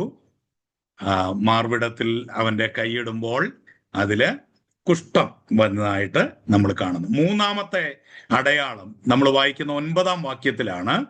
മൂന്നാമത്തെ അടയാളം നദിയിലെ വെള്ളം കോരി തറയിൽ ഒഴുകിയ അത് രക്തമായി തീരുന്നു. നദിയിലെ വെള്ളം കോരി തറയിൽ ഒഴിക്കുന്നു, അത് രക്തമായി തീരുന്നു. നൈൽ നദി ഈജിപ്തുകാരുടെ ശ്രേഷ്ഠ ദേവനായിരുന്നു. നൈൽ നദിയെ ഈജിപ്തുകാര് അവരുടെ ശ്രേഷ്ഠ ദേവനായിട്ടായിരുന്നു കണ്ടിരുന്നത്. രക്തം മരണത്തിന്റെ സൂചനയാണ്. അതിന്റെ ആത്മീയ അർത്ഥം ഈ ലോകത്തിലെ മനുഷ്യർ ആരാധിക്കുകയും അന്വേഷിച്ചോടുകയും ചെയ്യുന്ന എല്ലാറ്റിനെയും നാം മരണത്തിന് ഏൽപ്പിക്കണം എന്നുള്ളതാണ്. അതിന്റെ ആത്മീയ അർത്ഥം അതാണ്. അതായത് ഈ ലോകത്തിലെ മനുഷ്യർ ആരാധിക്കുകയും അന്വേഷിച്ചോടുകയും ചെയ്യുന്ന എല്ലാറ്റിനെയും നമ്മൾ മരണത്തിന് ഏൽപ്പിക്കണം. കർത്താവിന്റെ ദാസൻ ലോകത്തിനും ലോകം അവനും ക്രൂശിക്കപ്പെട്ടിരിക്കണം. കർത്താവിന്റെ ദാസൻ എന്ത് ചെയ്യണം? അവൻ ലോകം അവനും അവൻ ലോകത്തിനും ക്രൂശിക്കപ്പെട്ടിരിക്കണം. ലോകം എനിക്കൊരിക്കലും വെള്ളം പോലെ ആയിരിക്കരുത് എന്ന് വെച്ചാൽ ജീവൻ നിലനിർത്താൻ അത്യന്താപേക്ഷിതമായ ഒന്നാണ് ജലം, വെള്ളം. അത് രക്തം പോലെ ആയിരിക്കണം. അതായത് ഒരിക്കലും കുടിക്കാൻ നമുക്ക് ആഗ്രഹം ഉണ്ടാകാത്ത ഒന്ന്. രക്തം ആരും കുടിക്കാറില്ല, വെള്ളമാണ് കുടിക്കാറുള്ളത്.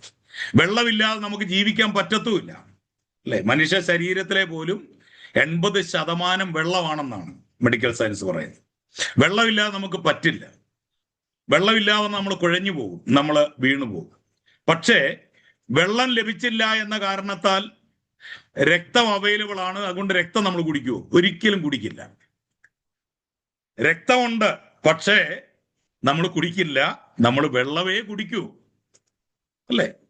അപ്പം രക്തം കുടിക്കാൻ ആരും ഇഷ്ടപ്പെടുകയില്ല. നമ്മള് ദാഹിച്ചിരിക്കുന്നവരാണ്, പക്ഷെ നമ്മൾ രക്തം ഒരിക്കലും എന്ത് ചെയ്യത്തില്ല, കുടിക്കത്തില്ല. ലോകത്തിലെ എല്ലാ കാര്യങ്ങളെയും നാം അങ്ങനെ തന്നെയാണ് കാണേണ്ടത്.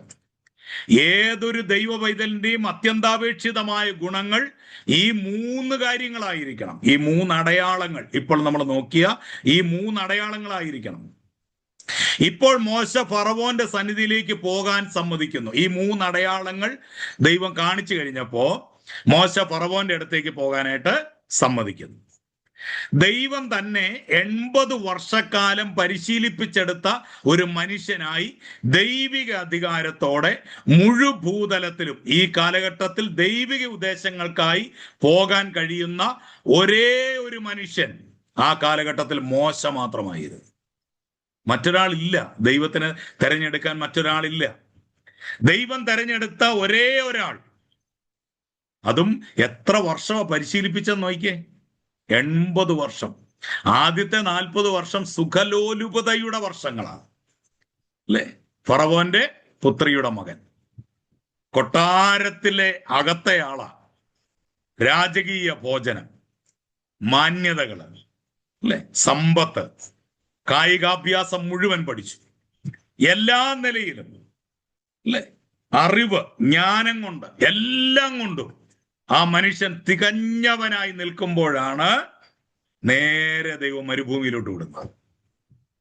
നോർത്ത് നോക്കിയേ, നമ്മളൊക്കെ നേരെ തിരിച്ചാ ആഗ്രഹിക്കുന്നത്.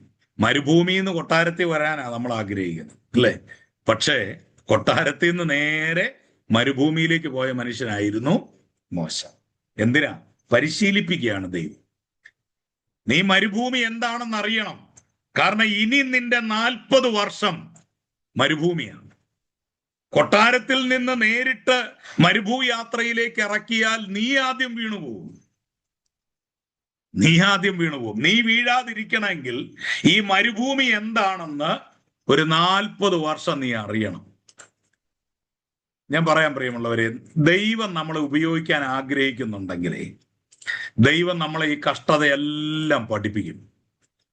ഈ ചിലർ നോക്കുമ്പോ ഈ ദൈവദാസന്മാര് സ്റ്റേജിൽ കയറി വെള്ളയൊക്കെ ഇട്ട് അല്ലെ കോട്ടൊക്കെ ഇട്ട് നല്ല സിംപിളന്മാരായിട്ട് കുട്ടപ്പന്മാരായിട്ട് നിന്ന് പ്രസംഗിക്കുമ്പോൾ ആളുകൾക്കൊക്കെ ഒരു ആഗ്രഹം തോന്നും, ഒരു പാസ്റ്ററായ കൊള്ളാം എന്നൊരാഗ്രഹം തോന്നും. പക്ഷെ ഈ വേദി വരെ ഇയാൾ എത്തിയതിന്റെ പിന്നിൽ കൊടുത്ത വില ആരും അറിയുന്നില്ല എന്നുള്ളതാണ്. ദൈവത്താൽ ഉപയോഗിക്കപ്പെടുന്ന ഏതൊരു ദൈവദാസനെ എടുത്തു നോക്കും, ആ മനുഷ്യൻ കടന്നുപോയ വഴികൾ കല്ലുകളും മുള്ളുകളും നിറഞ്ഞ വഴികളായിരിക്കും. കാരണം എന്താ? ദൈവം പരിശീലിപ്പിക്കുക. നമ്മൾ പലപ്പോഴും ചോദിക്കും, ദൈവമേ എന്തിനാണ് ഈ പ്രശ്നം എനിക്ക് തന്നേ? ഒരു കാര്യവും ഇല്ലാതെ ഈ പ്രശ്നം എന്തിനാ എനിക്ക് വന്നേ? പക്ഷെ ദൈവം പറയും, കുഞ്ഞെ നിന്നെ ഞാൻ പരിശീലിപ്പിച്ചെടുക്കുക. കാരണം നിന്റെ ഇനി മുൻപോട്ടുള്ള യാത്ര മരുഭൂമിയിലൂടെയാ. കൊട്ടാരത്തിൽ നിന്ന് നേരിട്ട് മരുഭൂമിയിലേക്ക് ഇറങ്ങിയാൽ നീ വീണുപോകും, നിനക്ക് പിടിച്ചു നിൽക്കാൻ പറ്റില്ല. അതുകൊണ്ട് 40 വർഷം മരുഭൂമിയിൽ മോശയെ ദൈവം പരിശീലിപ്പിച്ചെടുക്കുകയാണ്. അപ്പൊ 80 വർഷക്കാലം, അതായത് സമൃദ്ധിയും അനുഭവിച്ചു, ദാരിദ്ര്യം അനുഭവിച്ചു, ഒറ്റപ്പെടൽ അനുഭവിച്ചു, കൊടും ചൂട് അനുഭവിച്ചു. എല്ലാ നിലയിലും 80 വർഷം ദൈവം അദ്ദേഹത്തെ പരിശീലിപ്പിച്ചെടുത്ത ഒരു ദൈവ മനുഷ്യനാക്കി ദൈവം നിർത്തി. മുഴുഭൂതലത്തിലും ആ കാലഘട്ടത്തിൽ ദൈവത്തിന്റെ ഉദ്ദേശങ്ങൾ നിറവേറ്റാൻ പോകുന്ന ഒരേ ഒരു മനുഷ്യൻ മോശ മാത്രമായിരുന്നു. കാരണം 80 വർഷമാണ് മോശയെ ദൈവം എന്ത് ചെയ്തത്? പരിശീലിപ്പിച്ചെടുത്തത്. ആ 80 വർഷത്തെ പരിശീലനമാണ് ഇനി നീ മുൻപോട്ട് പോകാൻ പോകുന്ന 40 വർഷം നിന്നെ നടത്താൻ പോകുന്നത്. ഇന്ന് ദൈവത്തിന് ധാരാളം ദാസന്മാരുണ്ട്. ഒരുവൻ പരാജയപ്പെട്ടാൽ മറ്റൊരാളെ വേല ഏൽപ്പിക്കാം. എന്നാൽ അന്ന് അങ്ങനല്ല. ദൈവത്തിന് ഒരേ ഒരു മനുഷ്യൻ മാത്രം, മോശ മാത്രമേ ഉള്ളൂ. ദൈവത്തിന്റെ സകല പദ്ധതിയും ആ ഒരുവനെ മാത്രം ആശ്രയിച്ചായിരുന്നു. എന്നാൽ ആ ഒരുവൻ ഫറവോന്റെ മുൻപിൽ നിൽക്കും മുമ്പേ ഒരു സുപ്രധാന പാഠം കൂടി പഠിക്കേണ്ടതുണ്ടായിരുന്നു. 4-ാം അധ്യായത്തിന്റെ 24-ാം വാക്യത്തിൽ നാം ഇങ്ങനെ വായിക്കുന്നു, മോശ ഈജിപ്തിലേക്ക് പോകുന്ന വഴിയിൽ വെച്ച് ദൈവം മോശയെ കൊല്ലുവാൻ ശ്രമിച്ചു. നിങ്ങൾ നോക്കിക്കേ, എന്തോ ഒരവസ്ഥയാണെന്ന് ഓർത്ത്. 80 വർഷം ദൈവം അവനെ പരിശീലിപ്പിച്ചെടുത്തിട്ട് ഇനി ഈജിപ്തിലേക്ക് ഫറവോന്റെ അടുത്തേക്ക് മോശ പോകുന്ന വഴിയിൽ വെച്ച് ദൈവം അവനെ കൊല്ലാൻ ശ്രമിച്ചെന്ന് 4-ാം അധ്യായത്തിന്റെ 24-ാം വാക്യത്തിൽ നമ്മളതാ വായിക്കുന്നത്. അവനെ കൊല്ലാൻ ശ്രമിച്ചു. ഇവിടെ സാത്താൻ കൊല്ലാൻ ശ്രമിച്ചു എന്നായിരുന്നു എഴുതിയിരുന്നതെങ്കിൽ നമുക്ക് കാര്യം പെട്ടെന്ന് മനസ്സിലാക്കാമായിരുന്നു. കാരണം ഇത് ഫറവോന്റെ അടുക്കൽ മോശെ എന്നാൽ ജനം വിടുവിക്കപ്പെടും എന്ന തിരിച്ചറിവോടെ സാത്താൻ ഇതിനകത്ത് പ്രവർത്തിച്ചതാണെന്നൊക്കെ നമുക്ക് വേണേ പറയാമായിരുന്നു. പക്ഷേ ഇവിടെ ദൈവം കൊല്ലാൻ നോക്കിയെന്നാണ് എഴുതിയിരിക്കുന്നത്. എന്തുകൊണ്ടാണ് ദൈവം, അതും തന്റെ പദ്ധതികൾക്ക് ആകെ ഉപയോഗിക്കാൻ കഴിയുന്ന ഒരേ ഒരു മനുഷ്യനെ ദൈവം എന്തിനാ കൊല്ലാൻ ശ്രമിച്ചത്? അതിന്റെ കാരണം മോശയുടെ കുടുംബത്തിനുള്ളിൽ അനുസരണക്കേടുണ്ടായിരുന്നു എന്നതാണ്. മോശ ഒരു മിദ്യാന സ്ത്രീയെ ആയിരുന്നു വിവാഹം ചെയ്തിരുന്നത്. അവരുടെ താല്പര്യപ്രകാരം തന്റെ മകനെ മോശ പരിച്ഛേദന കൽപ്പിച്ചിരുന്നില്ല, പരിച്ഛേദന ഏൽപ്പിച്ചിരുന്നില്ല അവനെ. കണ്ടോ, ദൈവത്തിന് ഒരുവനെ ഒരുക്കിയെടുക്കണമെങ്കിൽ എല്ലാ മേഖലകളിലും എന്ത് ചെയ്യണം? ഒരുക്കിയെടുക്കണം. അപ്പൊ ദൈവം നോക്കിയപ്പോ ഒരു പ്രശ്നമുണ്ട് മോശയ്ക്ക്. എന്താ? പരിച്ഛേദന കഴിപ്പിച്ചിട്ടില്ല മകനെ. അപ്പം മോശയുടെ ഭാര്യ അതൊരിക്കലും അനുവദിക്കുമായിരുന്നില്ല. പരിച്ഛേദന കഴിപ്പിക്കാൻ മോശയുടെ ഭാര്യ അനുവദിക്കുമായിരുന്നില്ല. കലഹം ഒഴിവാക്കാനായി മോശ അവളുടെ താല്പര്യങ്ങൾക്ക് വഴങ്ങി. ഒരു വഴക്കുണ്ടാക്കണ്ട എന്നോർത്ത് ഭാര്യയുടെ വാക്ക് മോശ കേട്ടു. പ്രത്യേകിച്ചും അവൻ തന്റെ ഭാര്യ പിതാവിനോടൊത്ത് താമസിച്ചിരുന്നു എന്നതിനാൽ മോശയുടെ ഭാര്യയായിരുന്നു അവിടുത്തെ അധികാരി. നമുക്കറിയാം മോശ താമസിച്ച ആരുടെ കൂടെയാ? അമ്മായിയപ്പന്റെ കൂടെ. കഴിഞ്ഞ ക്ലാസ്സിലൊക്കെ നമ്മൾ അത് വിശദമായിട്ട് പഠിച്ചതാണ് അല്ലെ? അമ്മായിയപ്പന്റെ കൂടെ മരുമകൾ താമസിക്കും, കുഴപ്പമില്ല. പക്ഷെ ഒരു മരുമകൻ അമ്മായിയപ്പന്റെ കൂടെ താമസിക്കുക എന്ന് പറയുന്നത് ഒരല്പം കഠിനമേറിയ കാര്യമാണ് അല്ലെ? അതും 1-2 വർഷമല്ല, 40 വർഷം. നിങ്ങൾ ചിന്തിച്ചു നോക്കിയേ. അപ്പൊ അവളുടെ വീട്ടിലാണ് മോശ താമസിച്ചത് ഈ 40 വർഷം. അപ്പൊ അതുകൊണ്ട് തന്നെ എന്ത് സംഭവിച്ചു? അവിടുത്തെ കാര്യങ്ങൾ തീരുമാനിക്കുന്ന ആള് ആരായി? അവന്റെ ഭാര്യയായി. അത് ഓട്ടോമാറ്റിക്കലി സംഭവിച്ച കാര്യമാണ്. അതുകൊണ്ടാ വിവാഹം കഴിഞ്ഞ ഭർത്താവിന്റെ വീട്ടിൽ താമസിക്കണമെന്ന് പറയുന്നത്. ഭാര്യയുടെ വീട്ടിൽ താമസിക്കരുതെന്നും ഭർത്താവിന്റെ വീട്ടിൽ താമസിക്കണമെന്നും പറയുന്നത് അതുകൊണ്ടാണ്. ചില ദേശങ്ങളിൽ ഇന്നും അങ്ങനെ ഒരു സിസ്റ്റം ഉണ്ട്. എനിവേ, അതിനെക്കുറിച്ച് ഞാൻ വിശദമായിട്ട് പറഞ്ഞ് നിങ്ങളെ വിഷമിപ്പിക്കുന്നില്ല. ഓക്കെ. അപ്പം ഇവിടെ സംഭവിച്ചത് എന്താണ്? മോശയുടെ ഭാര്യയായിരുന്നു അവിടുത്തെ അധികാരി. എന്നാൽ തന്റെ ദാസന്മാരുടെ കുടുംബങ്ങളിൽ അത്തരം അധികാര സ്ഥാനഭ്രംശം ദൈവം അനുവദിക്കുന്നില്ല. പുരുഷനാണ് ദൈവം എപ്പോഴും അധികാരം നൽകിയിരിക്കുന്നത്. ദൈവമക്കളുടെ കുടുംബങ്ങളിൽ നിശ്ചയമായിട്ടും പുരുഷനായിരിക്കണം തല. ദൈവത്തിന്റെ വചനം അങ്ങനെയാ പറയുന്നത് അല്ലേ? സ്ത്രീയുടെ തല പുരുഷൻ, പുരുഷന്റെ തല ക്രിസ്തു. പുരുഷൻ കൊണ്ട് അവസാനിക്കുകയല്ല കേട്ടോ, പുരുഷന്റെ മേളിലുണ്ട് ക്രിസ്തു ഉണ്ട് അല്ലേ?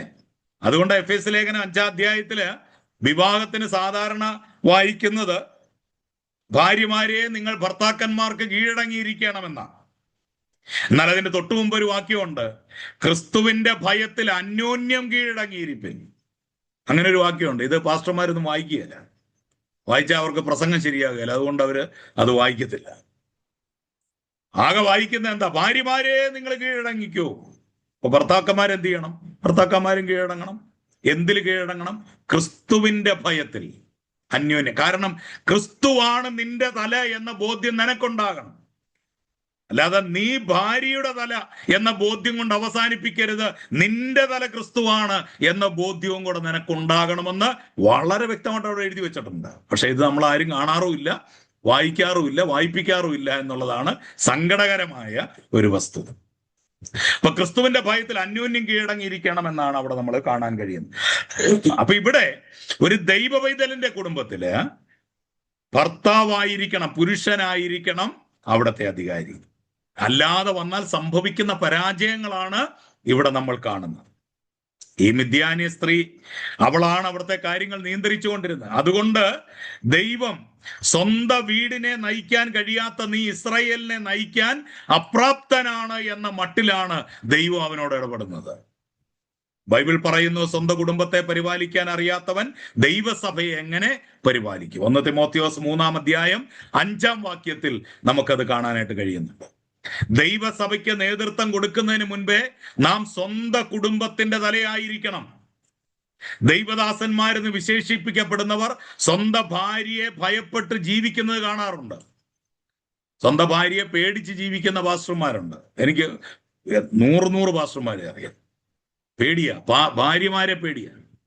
ഭാര്യ പ്രശ്നം ഉണ്ടാക്കുമെന്ന് പറയുന്നത്. ഭാര്യ പേടിച്ച് ജീവിക്കുന്ന, ശുശ്രൂഷ ചെയ്യുന്ന ഒരുപാട് ശുശ്രൂഷകന്മാരെ നമുക്ക് കാണാൻ കഴിയും. ഇതൊന്നും ദൈവഹിതപ്രകാരമുള്ള ശുശ്രൂഷകളല്ല എന്നുള്ളത് മനസ്സിലാക്കും.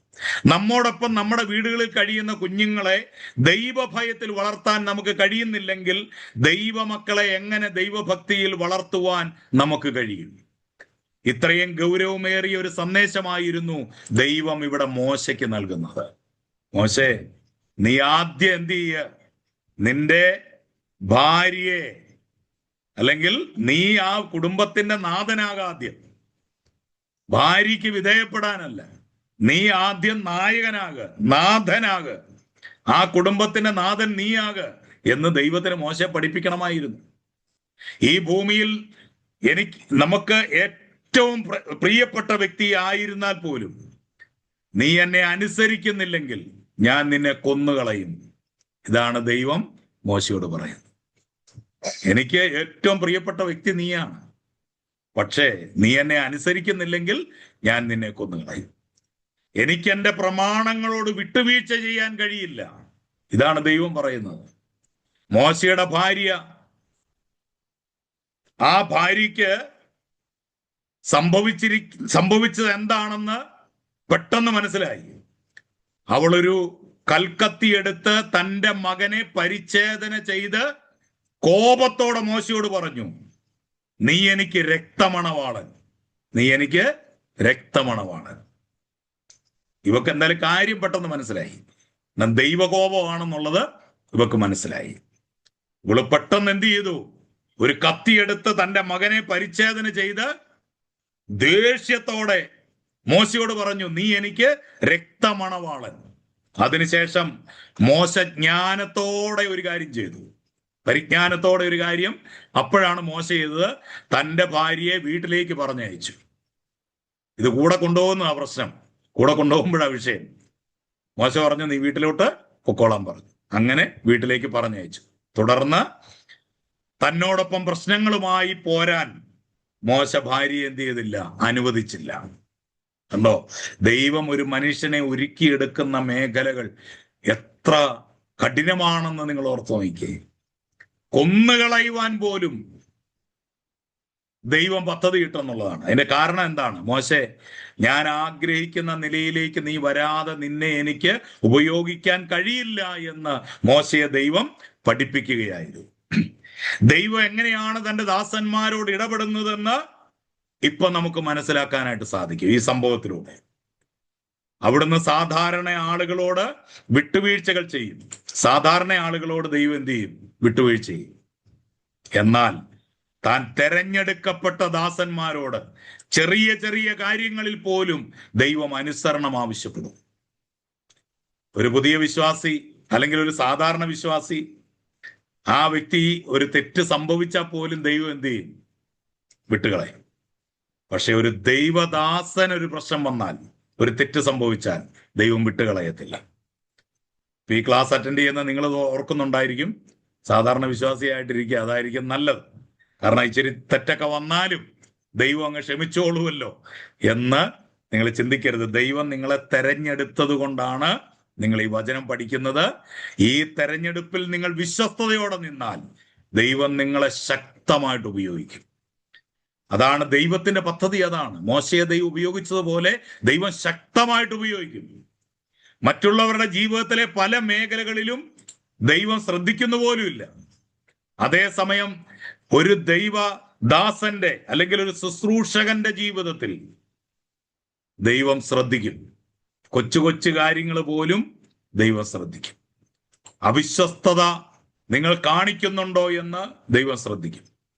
നിങ്ങൾ തെരഞ്ഞെടുക്കപ്പെട്ട ഒരു ദാസനോ ദാസിയോ ആണെങ്കിൽ നിങ്ങൾ തിരികെ കൊടുക്കാത്ത ഒരു 10 രൂപയെക്കുറിച്ചോ കടം വാങ്ങിയ ഒരു പുസ്തകത്തെക്കുറിച്ച് പോലും അവിടുന്ന് നിങ്ങളുടെ മനസാക്ഷിയോട് സംസാരിച്ചു കൊണ്ടിരിക്കും. ഒരു 10 രൂപ നമുക്കൊരാൾക്ക് കൊടുക്കാനുണ്ടെങ്കിൽ പോലും ദൈവം നമ്മോട് സംസാരിക്കും. അത് നീ തിരിച്ചു കൊടുക്കണം. നീ കടം വായിക്കാൻ വാങ്ങിയ ഒരു പുസ്തകമായിരിക്കാം, അതുപോലും നീ എന്ത് ചെയ്യണം? തിരിച്ചു കൊടുക്കണം.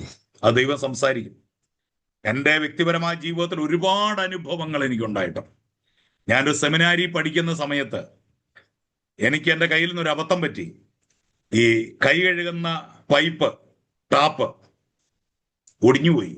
ഇത് ഒത്തിരി പഴക്കമുള്ളതാ, വെയിലൊക്കെ അടിച്ച് ഇങ്ങനെ ഇരുന്ന് ഇതങ്ങ് ഒടിഞ്ഞുപോയി. ഒടിഞ്ഞു പോയപ്പോൾ ഇത് എന്തോ ചെയ്യണമെന്ന് എനിക്കറിയത്തില്ല. ഞാൻ അവിടെ കണ്ട ഒരു കമ്പെടുത്ത് അതിനകത്ത് കുത്തിക്കയറ്റി വെച്ചു.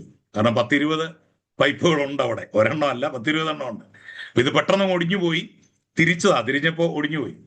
പക്ഷെ അന്ന് മുതല് എൻ്റെ ഉള്ളില് ദൈവാത്മാവ് സംസാരിക്കുക, അവിടെ വേറെ പൈപ്പ് വെക്കണം, ഇങ്ങനെ സംസാരിക്കുക. ഞാൻ അന്ന് തന്നെ കടയിൽ പോയി ഒരു ടാപ്പ് വാങ്ങിക്കൊണ്ട് വന്ന് ആ ടാപ്പ് ഞാൻ അതിൽ കണക്ട് ചെയ്തു. അതിനുശേഷമാണ് എനിക്ക് സമാധാനം ഉണ്ടായത്. എനിക്ക് വേണമെങ്കിൽ ഒരു കമ്പും കുത്തി വെച്ചേച്ച് എനിക്ക് അവിടെ നിന്ന് രക്ഷപ്പെടാമായിരുന്നു. ആരാ ചെയ്തതെന്നൊന്നും ആരും അറിയില്ല. പക്ഷേ അതുപോലും ദൈവം സമ്മതിച്ചില്ല. ദൈവം പറഞ്ഞു, നീ അത് ചെയ്യണം, നിന്റെ കയ്യിൽ നിന്ന് വന്ന ഒരു പ്രശ്നമാണ്, അത് നീ ചെയ്തേ പറ്റൂ എന്ന് പറഞ്ഞ് അത് കൃത്യമായിട്ട് എന്നെ കൊണ്ട് ചെയ്യിച്ചു എന്നുള്ളതാണ്. അപ്പം ഇതുപോലെയാണ് നമ്മുടെ ജീവിതത്തിൽ ഒരു ചെറിയ കാര്യമെങ്കിലും സംഭവിച്ചാൽ ദൈവം പറയും, മോനെ അത് നിനക്ക് അർഹതപ്പെട്ടതായിരുന്നില്ല, നീ അത് ചെയ്യാൻ പാടില്ല, നീ അത് തിരിച്ചു കൊടുക്കൂ. ഇത് ദൈവം നമ്മളോട് സംസാരിക്കും. ഞാൻ കഴിഞ്ഞ ദിവസം ആദ്യകാലങ്ങളിൽ കേരളത്തിൽ വിശ്വാസത്തിൽ വന്ന നമ്മുടെ പിതാക്കന്മാരെ കുറിച്ചൊരു പുസ്തകം വായിച്ചു. ശരിക്കും ഞാൻ ഞെട്ടിപ്പോയി. അവരുടെയൊക്കെ മാനസാന്തരം എത്ര ഭയങ്കരമായിരുന്നു എന്ന്. ഒരു ദൈവാസൻ അതിനകത്ത് എഴുതിയിരിക്കുക, അദ്ദേഹം വിശ്വാസത്തിൽ വന്നു. ഭയങ്കര ദാരിദ്ര്യത്തിന്റെ ഒരു കാലഘട്ടം, പട്ടിണിയുടെ കാലഘട്ടം, ചക്കുക്കുരുവൊക്കെ ചുട്ടു തിന്ന് ജീവിക്കുന്ന ഒരു കാലഘട്ടം ഉണ്ടായിരുന്നു നമ്മുടെ നാട്ടിൽ. അങ്ങനത്തെ ഒരു കാലഘട്ടം. ഈ മനുഷ്യൻ വിശ്വാസത്തിൽ വരുന്നതിന് മുമ്പേ ഇയാളുടെ മക്കള് വിശന്നിട്ട് കിടന്ന് കരയുന്ന കണ്ടിട്ട് അടുത്ത പറമ്പിലേക്ക് ഇയാൾ ഇറങ്ങി. അവിടെ ഒരു ഏത്തക്കൊല, പാകമായി വരുന്ന ഒരു ഏത്തക്കൊല കണ്ടു. ഈ മനുഷ്യൻ അത് വെട്ടി, കുഞ്ഞുങ്ങളുടെ കരച്ചിൽ കാണാൻ വയ്യാഞ്ഞിട്ട് അത് വെട്ടിക്കൊണ്ടുവന്ന് കുഞ്ഞുങ്ങൾക്ക് പുഴുങ്ങിക്കൊടുത്തു. പച്ച ഏത്തയ്ക്ക കുഞ്ഞുങ്ങൾക്ക് പുഴുങ്ങിക്കൊടുത്തു. ഇയാളെ വിശ്വാസത്തിൽ വന്നു കഴിഞ്ഞപ്പോഴത്തേനും പരിശുദ്ധാത്മാവ് ഇദ്ദേഹത്തോട് സംസാരിച്ചു.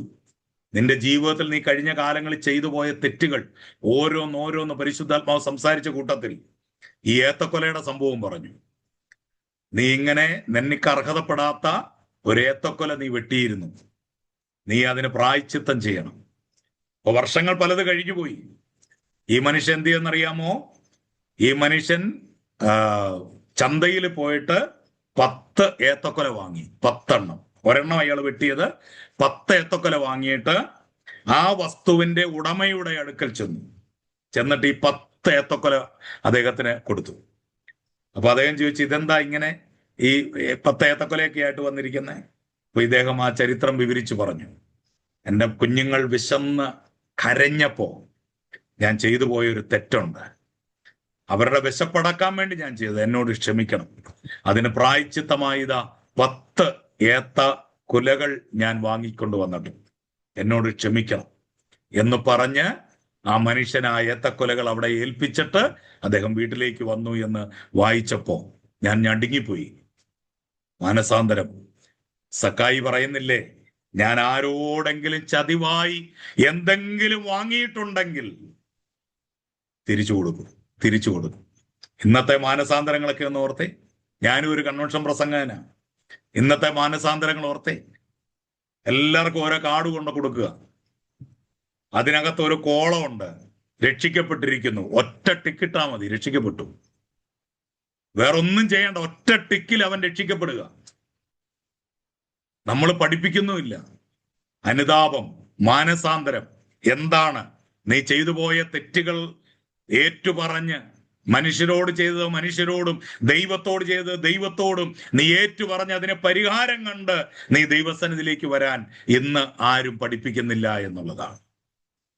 ദൈവം നമ്മളെക്കുറിച്ച് ആഗ്രഹിക്കുന്ന കാര്യം അതാണ്. ഒരു ചെറിയ കാര്യത്തിൽ പോലും നമ്മൾ വിശ്വസ്തരായിരിക്കണം എന്നുള്ളതാണ്. ഞാനൊരു സഭാപാസ്റ്ററായി 30 വർഷമായി സഭാപാസ്റ്ററായിട്ടിരിക്കുന്നു. ഇന്നും 10 രൂപ എൻ്റെ കയ്യിൽ വരുമ്പോ എനിക്ക് പേടിയാ. ഈ പൈസയ്ക്കും കണക്ക് ഞാൻ ദൈവത്തിന് കൊടുക്കേണ്ടതാണ്. അനാവശ്യമായി പണം ഞാൻ ചെലവിട്ടാൽ ഇതിന്റെ കണക്ക് ഞാൻ ദൈവത്തിന് കൊടുക്കണം. 2 വട്ടം ആലോചിക്കാതെ ഒരു കാര്യം ഞാൻ ചെയ്യില്ല. കാരണം ഇതിനെല്ലാം കണക്ക് ബോധിപ്പിക്കേണ്ടതാണ്. തന്ന മനുഷ്യനോടല്ല, തന്ന മനുഷ്യൻ ദൈവനാമത്തിൽ ചെയ്തതാണ്. അവന്റെ പ്രതിഫലം അവിടെ ദൈവം അവന് കൊടുത്തു കഴിഞ്ഞു. പക്ഷേ ഇത് വാങ്ങുന്നവൻ അതിനേക്കാൾ ഉത്തരവാദിത്വമുണ്ട്. ഇത് വെറുതെ കിട്ടിയതാണല്ലോ, ലാഭിഷായിട്ട് അടിച്ചു പൊളിച്ച് ജീവിക്കാം എന്ന് ഒരു ദൈവദാസന് ഒരിക്കലും ചിന്തിക്കാൻ കഴിയില്ല. അങ്ങനെ ചെയ്യാനും കഴിയില്ല. ഒരു യഥാർത്ഥ ദൈവദാസന്റെ കാര്യം ഞാൻ പറയുന്നത് കേട്ടോ. ഞാനിത് പറയുമ്പോൾ നിങ്ങളുടെ മനസ്സിലേക്ക് 100 ദൈവദാസന്മാരുടെ ചിത്രമൊക്കെ ഓടി വരുമായിരിക്കും. ഞാൻ അവരെ കുറിച്ചൊന്നും അല്ല പറയുന്നത്. ദൈവം വിളിച്ച, ദൈവത്തിന് വേണ്ടി നിൽക്കുന്ന ദൈവദാസന്മാരുടെ കാര്യം ഞാൻ പറയാം. എല്ലാത്തിനും നമ്മൾ കണക്ക് കൊടുക്കേണ്ടവരാണ്.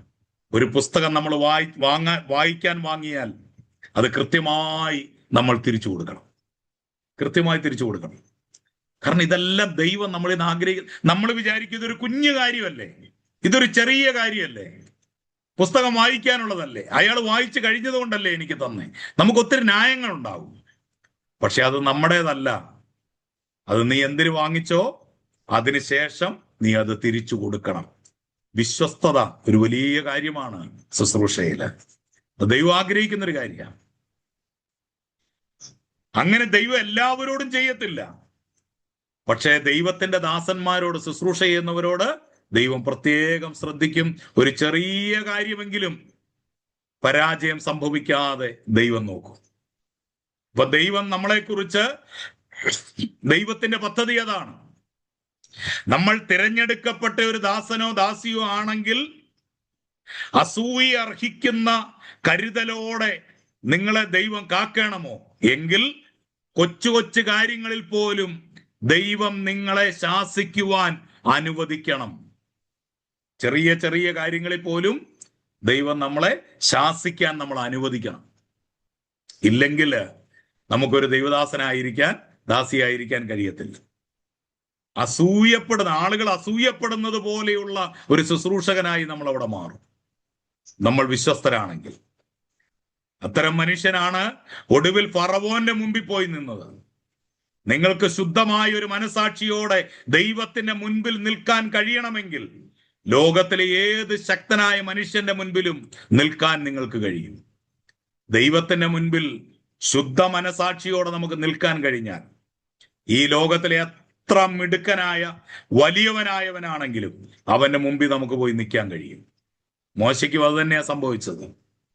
അവൻ ദൈവത്തിന്റെ മുൻപിൽ നിഷ്കളങ്കനായി നടന്നതുകൊണ്ട് ഫറവോന്റെ മുൻപിൽ ധൈര്യത്തോടെ അവൻ പോയി നിന്നു.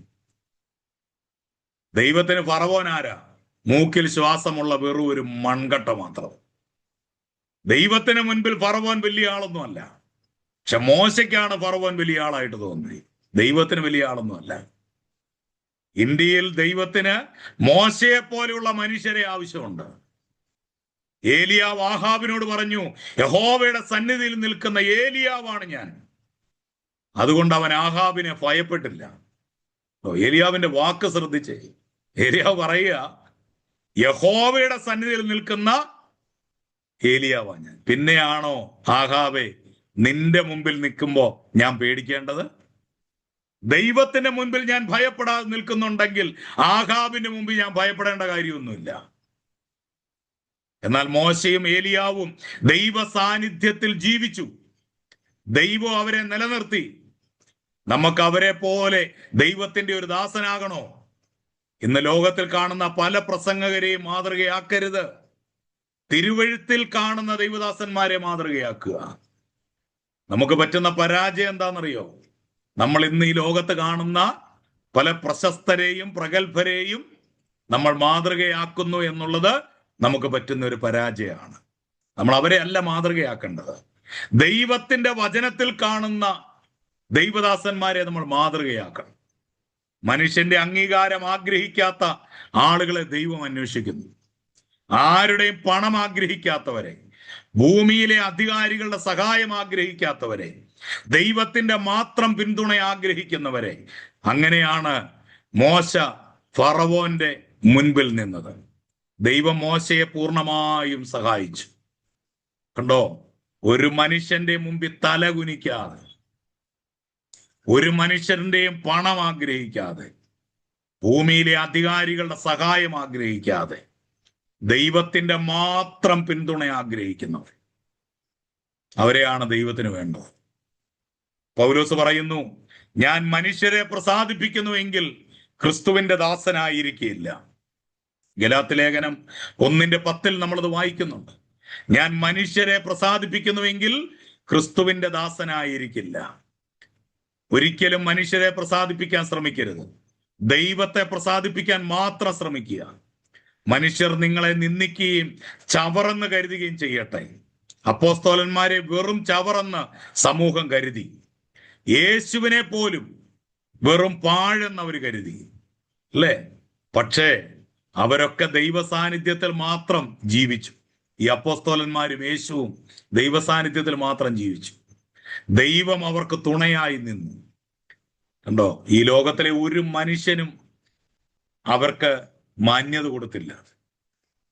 അവരെ ഒന്നുമല്ലാത്തവരായി, വെറും ചവറെന്നും പാഴുകളെന്നും അവരെ ലോകം വിളിച്ചു. പക്ഷെ ദൈവം അവർക്ക് തുണയായിട്ട്. മോശ ദൈവത്തിന് മുൻപാകെ നിന്നതും ഇങ്ങനെയാണ്. 10 ബാധകൾ അയക്കപ്പെടുന്നതാണ് പിന്നീട് നമ്മൾ വായിക്കുന്നത്. രക്തം, തവള, പേൻ, നായീച്ച, മൃഗങ്ങളുടെ മേൽ വന്ന ബാധ, പരുക്കൾ, കന്മഴ, വെട്ടുക്കിളി, കൂരിരുട്ട്, ഒടുവിലായി ആദ്യജാതന്മാരുടെ മരണം. അങ്ങനെ ആകെ 10 ബാധകളെ മിസ്രയീമിൽ അയച്ചുകൊണ്ട് ദൈവം മോശ പറഞ്ഞ വാക്കുകൾക്ക് പിന്നിൽ ദൈവം നിന്നു. കണ്ടോ, ഇപ്പോൾ മോശ എന്തു പറഞ്ഞാലും നടക്കുക. എന്താ കാര്യം? ഒരുക്കപ്പെട്ട മോശ. 80 വർഷം ദൈവം ഉടച്ചു വാർത്തെടുത്ത മോശ. ഇപ്പൊ മോശ എന്തു പറഞ്ഞാലും ദൈവം കൂടെ നിൽക്കുക. ചില ബാധകൾ മിസ്രയീമിലെ മന്ത്രവാദികൾക്കും സൂത്രത്തിൽ അനുകരിച്ച് അവരും കാണിച്ചു. മന്ത്രവാദികളും ചിലതൊക്കെ അനുകരിച്ചൊക്കെ കാണിച്ചു. പക്ഷേ അവർക്ക് അങ്ങനെ തുടരാൻ കഴിഞ്ഞില്ല. സ്തോത്രം. പ്രിയമുള്ളവരെ, ദൈവശക്തി പോലെ മറ്റു പലരും പ്രവർത്തിച്ചൊക്കെ കാണിക്കും. പക്ഷെ നിലനിൽപ്പുണ്ടാകത്തില്ല. അധികം നാൾ അതൊന്നും നിലനിൽക്കുകയില്ല. എല്ലാ കാലഘട്ടത്തിലും മതത്തിന്റെ ആളുകൾ മോശയോട് എതിർത്ത് നിന്നതുപോലെ ദൈവഭക്തന്മാരോട് എതിർത്ത് നിൽക്കും. യഹൂദ മതത്തിലെ കള്ളപ്രവാചകന്മാർ ഏലിയാവിനോടും യിരെമ്യാവിനോടും തങ്ങളുടെ കാലഘട്ടത്തിൽ എതിർത്ത് നിന്നു. മതത്തിന്റെ പരീശന്മാർ യോഹന്നാൻ സ്നാപകനോടും യേശുവിനോടും പൗലോസിനോടും അവരുടെ കാലഘട്ടത്തിൽ എതിർത്ത് നിന്നു. സഭാചരിത്രത്തിലുടനീളം ദൈവം പല രാജ്യങ്ങളിൽ പല കാലഘട്ടങ്ങളിലായി എഴുന്നേൽപ്പിച്ച പ്രവാചകന്മാരെ എതിർത്തു. പക്ഷേ അപ്പോഴെല്ലാം ദൈവം അവരുടെ കൂടെ നിന്നു. പ്രിയമുള്ളവരെ, മനുഷ്യനാണോ നമ്മുടെ കൂടെ വേണ്ടത്? ദൈവമാണോ നമ്മുടെ കൂടെ വേണ്ടത്? അത് നമ്മൾ വേണം തീരുമാനിക്കാൻ. മനുഷ്യര് കൂടെ നിന്നാൽ അതിനെല്ലാം ഒരു ലിമിറ്റുണ്ട്, ഒരു പരിമിതിയുണ്ട്. പക്ഷെ ദൈവം കൂടെ നിന്നാൽ അതിനൊരു ലിമിറ്റും കാണത്തില്ല. നിങ്ങൾ പറയുന്ന വാക്കുകളിൽ പോലും, നിങ്ങളുടെ ഓരോ വാക്കുകൾ പോലും അതിൻ്റെ പിന്നിൽ ദൈവം പ്രവർത്തിക്കും എന്നുള്ളതാണ്. ദൈവം കൈവിട്ട് കളയത്തില്ല. കാരണം ദൈവത്താൽ ഒരുക്കപ്പെട്ട മോശ താൻ പറയുന്ന ഓരോ വാക്കുകളുടെ പിന്നിലും ഒരു ദൈവത്തിന്റെ പ്രവൃത്തി ഉണ്ടായിരുന്നു എന്നുള്ളത് നമുക്ക് മനസ്സിലാക്കാൻ കഴിയും. നമ്മുടെ 8ാമത്തെ ക്ലാസ് നമ്മളിവിടെ അവസാനിപ്പിക്കാനായിട്ട് പോവുകയാണ്. യൂട്യൂബിലൂടെ ഈ വീഡിയോ സ്ഥിരമായിട്ട് കാണുന്ന ആളുകളുണ്ട്. ഒരുപാട് ആളുകൾ ഞങ്ങളെ കോണ്ടാക്ട് ചെയ്യാറുണ്ട്. ക്ലാസ്സുകളെ കുറിച്ച് നല്ല അഭിപ്രായങ്ങൾ പറയുന്നുണ്ട്. നിങ്ങൾക്കെല്ലാം നന്ദി പറയുന്നു. നിങ്ങൾ തുടർമാനമായിട്ട് ഈ ക്ലാസ്സുകൾ അറ്റൻഡ് ചെയ്യുക. ഒരു പ്രാവശ്യം കേട്ടിട്ട് മനസ്സിലായില്ലെങ്കിൽ വീണ്ടും നിങ്ങൾ കേൾക്കുക. നിങ്ങൾക്ക് ഇതിന്റെ നോട്ട്സ് ആവശ്യമുണ്ടെങ്കിൽ നിങ്ങൾ ഞങ്ങളുമായിട്ട് ബന്ധപ്പെടുക. ഞങ്ങളുടെ വാട്സപ്പ് ഗ്രൂപ്പിൽ നിങ്ങളെ ആഡ് ചെയ്യുന്നതായിരിക്കും. വാട്സപ്പ് ഗ്രൂപ്പിൽ ക്ലാസ് കഴിയുന്ന ഉടനെ നിങ്ങൾക്ക് നോട്ട്സ് ലഭിക്കുന്നതായിരിക്കും. ഈ നോട്ട്സ് കൃത്യമായിട്ട് നിങ്ങൾ വായിക്കുകയും പഠിക്കുകയും ചെയ്യുക. അപ്പോൾ തന്നെ നമ്മൾ പഠിക്കുന്ന ഓരോ അധ്യായങ്ങളും, ബൈബിളിലെ ഓരോ അധ്യായങ്ങളും അതാത് ദിവസങ്ങളിൽ തന്നെ നിങ്ങൾ വായിച്ച് ഒന്നുകൂടെ ഹൃദ്യസ്ഥമാക്കുക.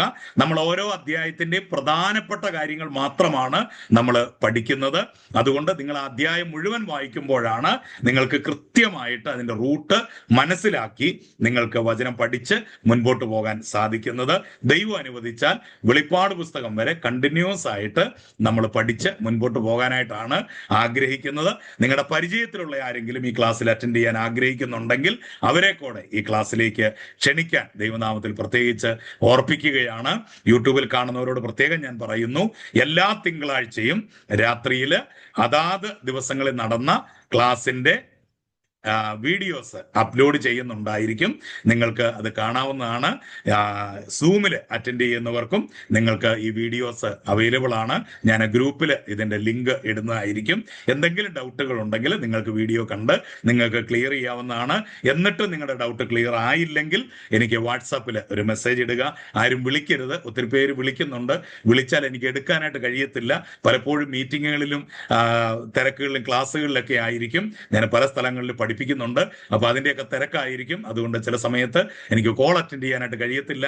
നിങ്ങളുടെ സംശയങ്ങൾ നിങ്ങൾ വാട്സാപ്പിൽ വോയിസ് മെസ്സേജ് ആയിട്ട് നിങ്ങൾ ഇടുക. ഞാൻ ഫ്രീ ആകുമ്പോൾ നിശ്ചയമായിട്ടും നിങ്ങൾക്ക് ഞാൻ മറുപടി തരും. വീഡിയോയിലൂടെയും നോട്ടിലൂടെയും സംശയം തീരാത്തവർ മാത്രമേ അങ്ങനെ ചെയ്യാവുള്ളൂ എന്നുകൂടെ ഓർപ്പിക്കുന്നു. ദൈവം നിങ്ങളെ സമൃദ്ധമായിട്ട് അനുഗ്രഹിക്കട്ടെ. ദൈവം അനുവദിച്ചാൽ അടുത്ത തിങ്കളാഴ്ച വീണ്ടും വൈകിട്ട് 7 മണിക്ക് നമുക്ക് ഒരുമിച്ച് കാണാം. പഠിച്ച പാഠങ്ങൾ നന്നായി ഒരിക്കൽ കൂടെ പഠിക്കണം. ദൈവം നിങ്ങളെല്ലാവരെയും സമൃദ്ധമായിട്ട് അനുഗ്രഹിക്കട്ടെ. God bless you all.